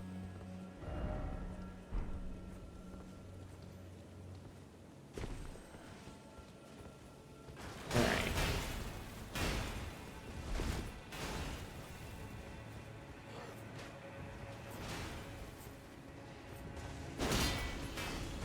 There's so many paths to explore here that I'm feeling, like, a bit overwhelmed by it all. It's like, we got this path here, we got that path. I guess I should just, like, commit to one. Kill all the enemies and then just commit to a path. Ew, don't spew at me.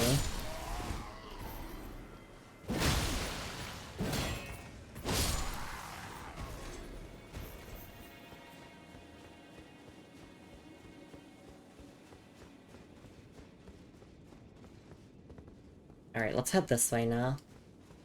I'll catch up on chat in a little bit.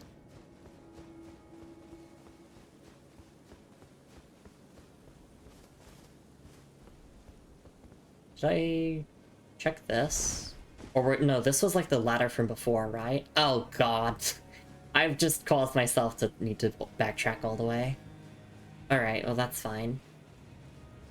Favorite knights are the coolest knights as soldiers in lore and visually. Oh, absolutely. They have hype moments in aura. And nothing happens. Armor's so awesome looking. It is. Like, there's so many different themed playthroughs I want to do, and a Clean Rut Knight playthrough would be really, really cool. Let me catch up here. Oh, that's massive. Oh, I see. Okay. Thank you for deleting the massive spoilers. Just gets beaten twice. On the second time, she detonates on his back and spreads scarlet rot throughout. Caelid? Yeah. Absolutely. Yeah, timeout for 1 second is a good way to, like, delete a message. But thankfully, I didn't see any of the spoilers. My armor's really cool, though. It is. Yeah, just a reminder, this is a first playthrough, and I am paying attention to the story. So if, like, something is revealed later down the line, whether that's through a cutscene or, like, an item that you get at a later point in the game, then I don't want to hear about it. Because these games are very, like, intentional with how they drip-feed you the story. Like, they give you items with certain item descriptions, you know, at the time that they want you to read it. It's like how, because we're going through a section related to Melania and Miquella, we're finding a ton of item descriptions that obviously relate to them. And that also feeds into the gameplay, because of course you would find things that tie to those two here.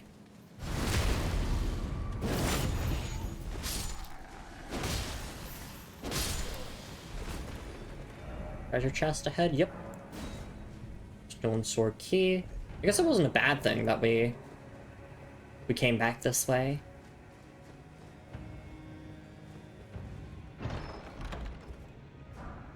Triple rings of light? Damn, okay. Oh, apparently I'm in combat. I'll just wait till later to read it then. Is it you? Are you? I don't... Look how they follow you, like their gaze just follows you. That's creepy. Stop staring at me like that. Are you the reason why I'm considered to be in combat? That's funny. It is. Alright, I'm not one to kill an innocent soldier, but the way the combat music is playing and they're just following my gaze is really funny. Hey Violet, hope you're doing alright. It's nice to see you around.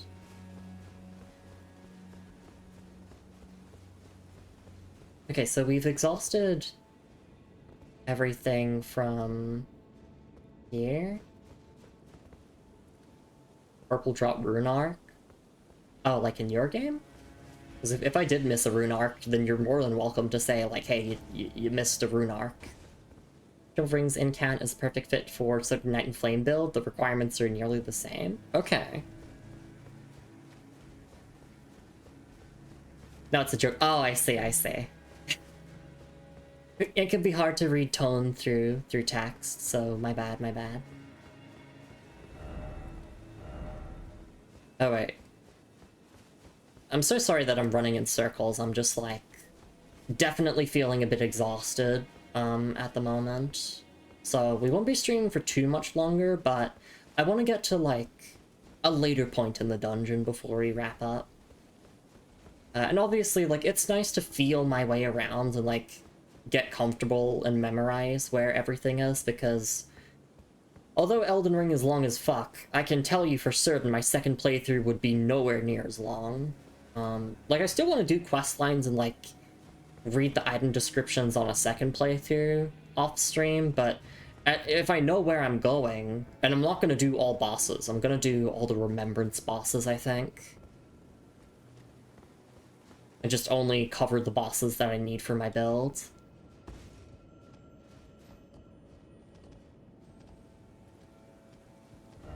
Seek up. Right, we've been here before. Deja vu. Oh no, please don't attack me. Please don't kill me. That would be quite rude. Hey, Lumi, hope you're well. I am, thank you. A little bit hungry, a little bit tired. But I appreciate it. Yeah, one of those moments. Please be a good drop as the rune arc. Which, I guess if, like, you do invasions, then yeah, the rune arcs aren't as valuable. If you do, like, co-op stuff, or just online stuff, period, then they would be, like, less valuable. But if you're like me, and you play primarily single player, but just in online mode, then I'm always happy whenever I find one. And it's really funny that canonically they are Shard of the Elden Ring. So it's really funny to just think like, oh yes, this random rat has a Shard of the Elden Ring in them. This rat is a Shard Bearer. Like, literally, definition is a Shard Bearer. They might not have a great rune, but they have a rune. Also, fuck, I need to run here.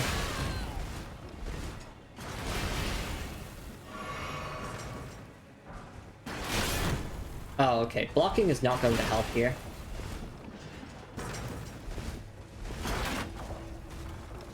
Oh, hi, Putrid Avatar. Hi. Hi, it's nice to see you. Hope you're doing alright. It's been a while, you know? And when I say it's been a while, it's not been very long, actually. I fought one of you recently. I'm going down here. Never mind, I got sniped. Quite unfortunate. There's a lot of runes I lost. Some people think that animals wind up dropping rune arcs and large runes because they ate people. Yeah, that's not a bad idea. And talk about the shattering being a big event, they're not joking. It apparently exploded. Alright, let's look at the triple rings now. Triple Rings of Light. One of the incantations of the Golden Order fundamentalists. Produces 3 rings of light and fires them forwards. The rings of light return to a position close to the caster before disappearing. This incantation can be cast repeatedly. A gift from the young Miquella to his father, Radagon. So it's basically the same description in terms of, like, the lore bits. We do know that, yes, Miquella, like, developed these incantations and gave them to Radagon as a gift, because Radagon gave Miquella an incantation, if I recall correctly. It's kind of just, you know, paying that kindness backwards to his father. Radagon gave his son the big ring. Yeah! Oh yeah, because it's Radagon's Rings of Light, where you do the Golden Order totality, like T-pose. Right, I remember now. Alright. And yeah, looking at the requirements, 23 intelligence, 23 faith. Okay, yes, I could see how. If you're running sort of Night and Flame, like, you can incorporate this into your build just fine.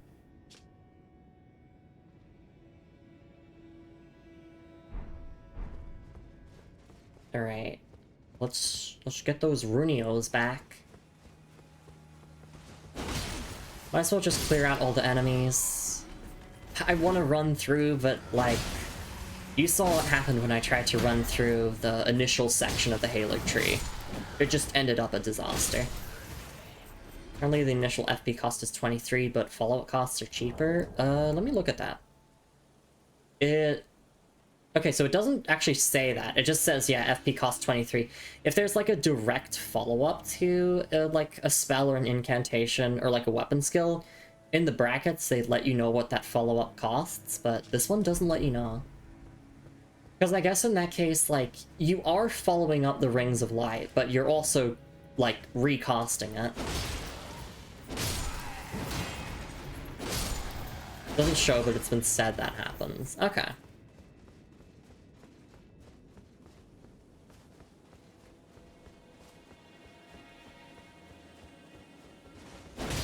Thankfully, I know where we're going, so... Oh, Haligtree helm. We're gonna get the full set, actually. We just need the greaves, and then that's everything. Actually, no, you know what playthrough would be really funny? Soldier of Godric playthrough. Just use the Soldier of Godric equipment. And you too can be Soldier of God, comma, Rick.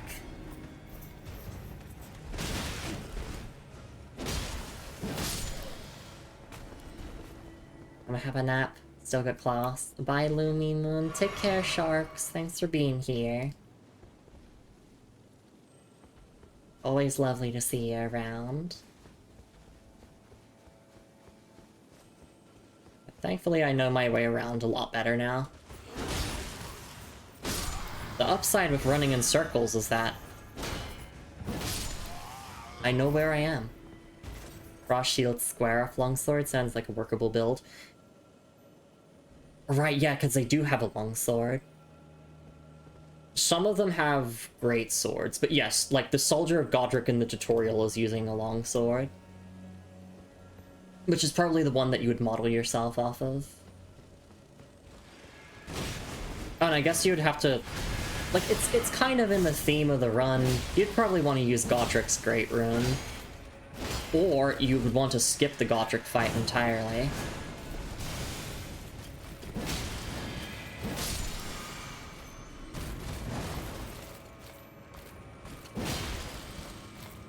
A soldier does use two-handed greatsword. Oh, okay.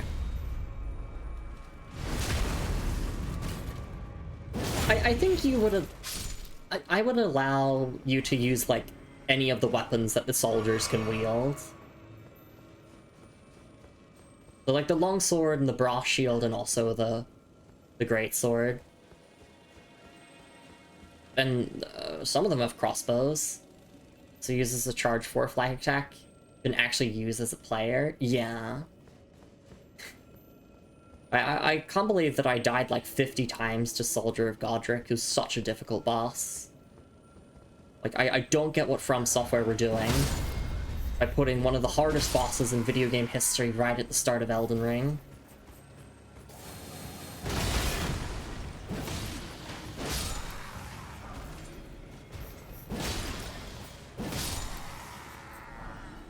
Oh, come on. Every single time I see that spark, I'm like, give me the greaves. I want the full set.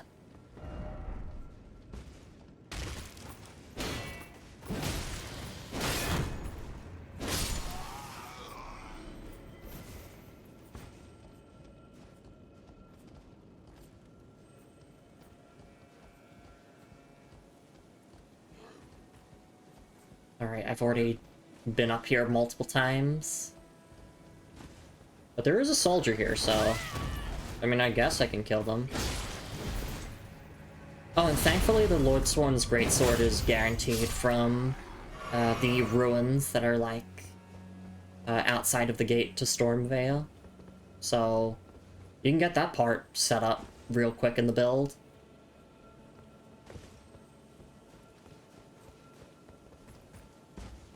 Actually, reminds me of that iconic invasion video where someone was pretending to be a soldier of Godric. They were like walking around with a torch in one hand and sword in the other, and the invader just... They just didn't know. They just ran past them multiple times.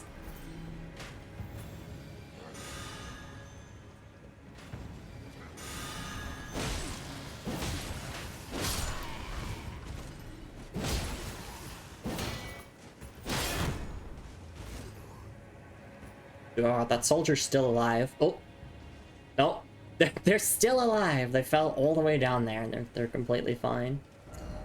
Time for sleep. So true.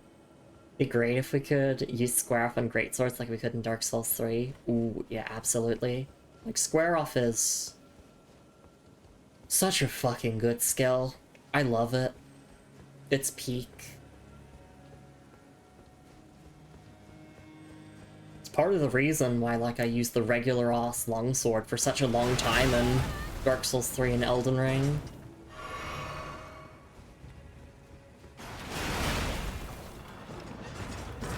Alright, can I quickly nuke this? There we go.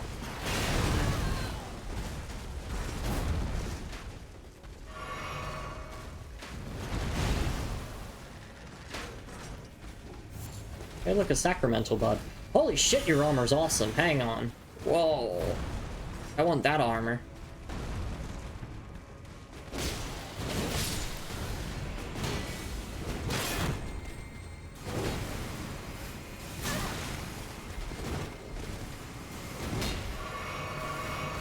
Step aside, Lanedale Knights. Like, for the generic knight enemies, this has got to be one of my favorite designs.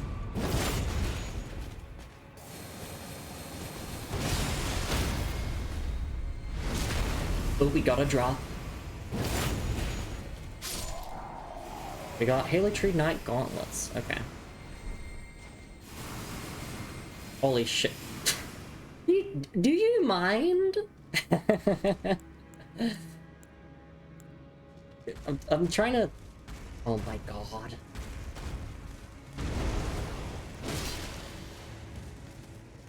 No, I don't want to fight a putrid avatar here.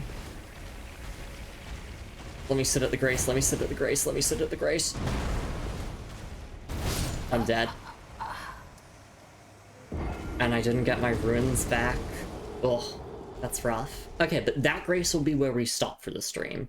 That's like our goal. Yeah, a little squishy squish.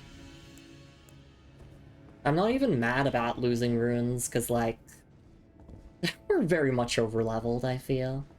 There is something of the will that was the dignity. The sense.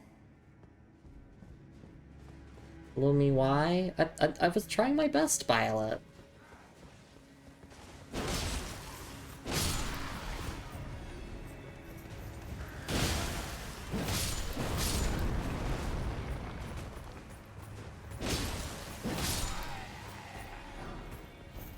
I'm not intentionally dying for clips or anything, that's just me genuinely dying. The game's tough. Definitely one of the hardest Souls-likes I played.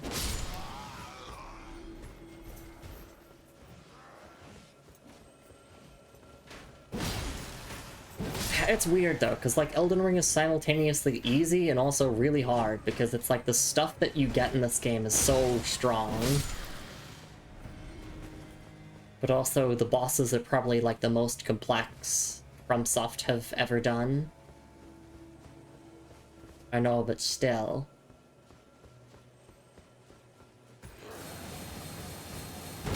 Well, I'm sorry to disappoint, but I'm gonna die many more times across the playthrough.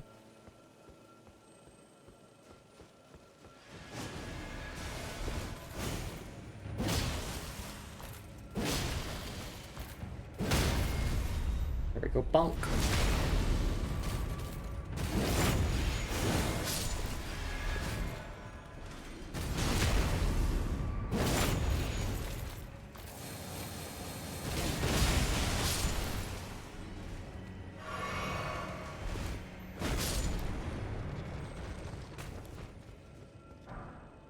Oh, we got the Cleaner at Night sword.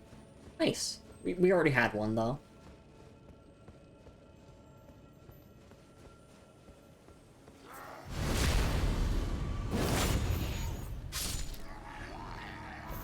I guess I can... Yeah, I can go down this way as well if I want to.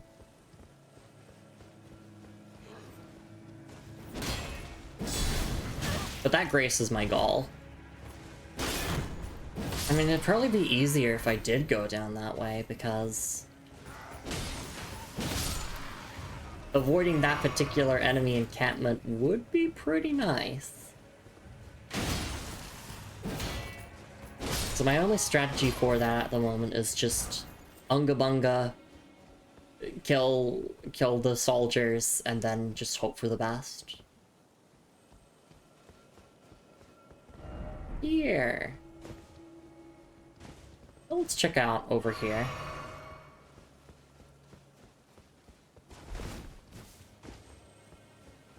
Oh, hi. Please don't knock me off here.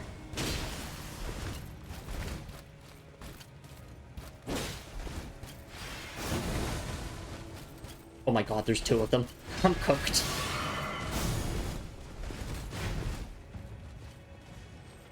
Yeah, let's just go in the room where we can aggro more enemies. Oh, I have a shield also. Shield is good. Use the shield.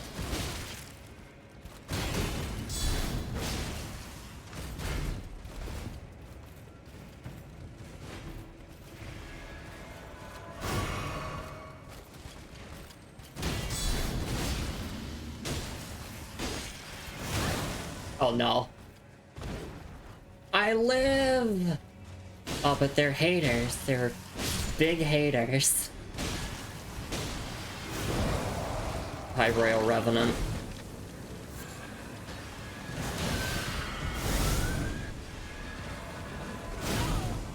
Am I dead? If the Scarlet Rot doesn't kill me, or anything else. Oh. Alright, I think instead of, like, pushing myself to get to that grace, we'll just wrap up here. And we can come at it tomorrow with, like, a fresh perspective and everything in mind.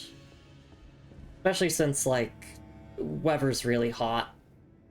I'm dying. I need to, like, get some ice cream or something. I think that will be a good spot. We do have item descriptions to read, though, so let me get those out of the way real quick. Haligtree Knight Gauntlets. Gauntlets worn by knights sworn to the Haligtree. Time is yet to dull their luster. And Haligtree Helm. Helm worn by soldiers sworn to the Haligtree. An iron helm graced by a crown of unalloyed gold. Increases faith. Oh, okay. It's neat that it does that.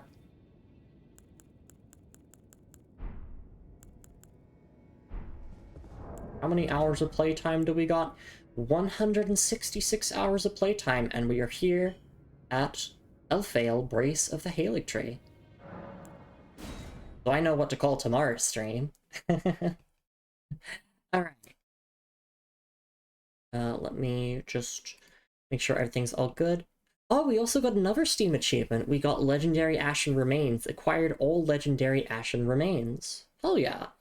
So in terms of all Steam achievements, we have 69% of them. That's awesome. Or 29 out of 42.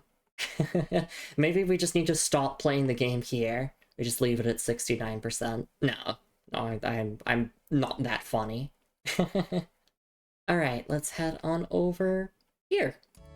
Thank you so much, everyone, for coming by the stream. Hope you all enjoyed some more Lumi Elden Ring. I'm glad that we managed to make so much progress through the Haligtree after an initial difficulty bump at the very start there. Loretta was cool. I'm glad that we got to fight the real deal. I'm glad we got to learn more of her storyline, and I'm glad that we're learning more about the Haligtree and Malenia. And potentially tomorrow we might be fighting Malenia, because she's definitely a boss fight. Alright, so let me quickly promote the socials and the Discord server here. You know where to find me off stream. I post my stream schedule every single week on both Blue Sky and Discord, and I also do upload these Elden Ring VODs onto YouTube. So hey, if you're on YouTube, thanks for making it till the end. Yeah, let me thank everyone who came by to stream, and then we'll find someone to raid off into. Let me start with just some, like, obvious thank yous here. Thank you so much for being here, Moon. Thank you so much for being here, Melissa. Thank you so much for being here, Marky and Ocean. Thank you so much for being here, Ominous Trout and Alex Speedling. Thank you so much for being here, V. Thank you so much for being here, Affably Athena, and thank you so much for the raid. Thank you so much for being here. Gotta keep scrolling. Kaz, thank you so much for being here. Jono Dislack. Thank you so much for being here, Looting Ravenwitch. Thank you so much for being here, V. Thanks for being here, Sharks Are Tasty. And gotta keep scrolling. So many friends I wanna thank. Violet, thank you for being here as well. I think that's mostly it. But obviously, whether you were here for a minute, an hour, the whole stream, you're just lurking or watching the VOD. Hope you had a lovely time. So we'll be back with more Elden Ring tomorrow, same time, same place. Hopefully the weather is good, so I'm not dying from summer heat as I am right now. And maybe we'll be finishing the Haligtree, who knows? It depends. It depends on how hard the final boss of the area is going to be for me. Because Moog took a while, so I wouldn't be surprised if, like, these last few major bosses of the base game are gonna give me the most difficulty, especially since a lot of them, or all of them, aren't in Night Rain. So I don't have that, like, experience going into them. I have to learn the fights from scratch. Alright, let's see, who can we raid off into? Of course, there's a ton of Elden Ring Night Rain. I am trying to avoid DLC spoilers at the moment, so I don't think we'll raid into any Night Rain streams, although obviously, yes, they are live. You can go and check them out. They're all great. Let me see. We can raid into this stream. There's so many people live right now. Oh my goodness. Like, I know it's the... I mean, it's Friday for me, but like... It's nearly the weekend, so makes sense that a lot of people are streaming. It's a busy week. What can I say? Oh my goodness. Yeah, I am feeling so overwhelmed for choice here. Just give me a moment. I'm just gonna scroll through all the streams, check them all out.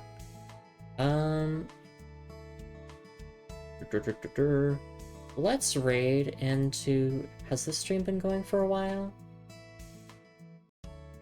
Let's raid into the lovely Miss Maeve Gloomridge, who at the moment is playing I'm on Observation Duty 7.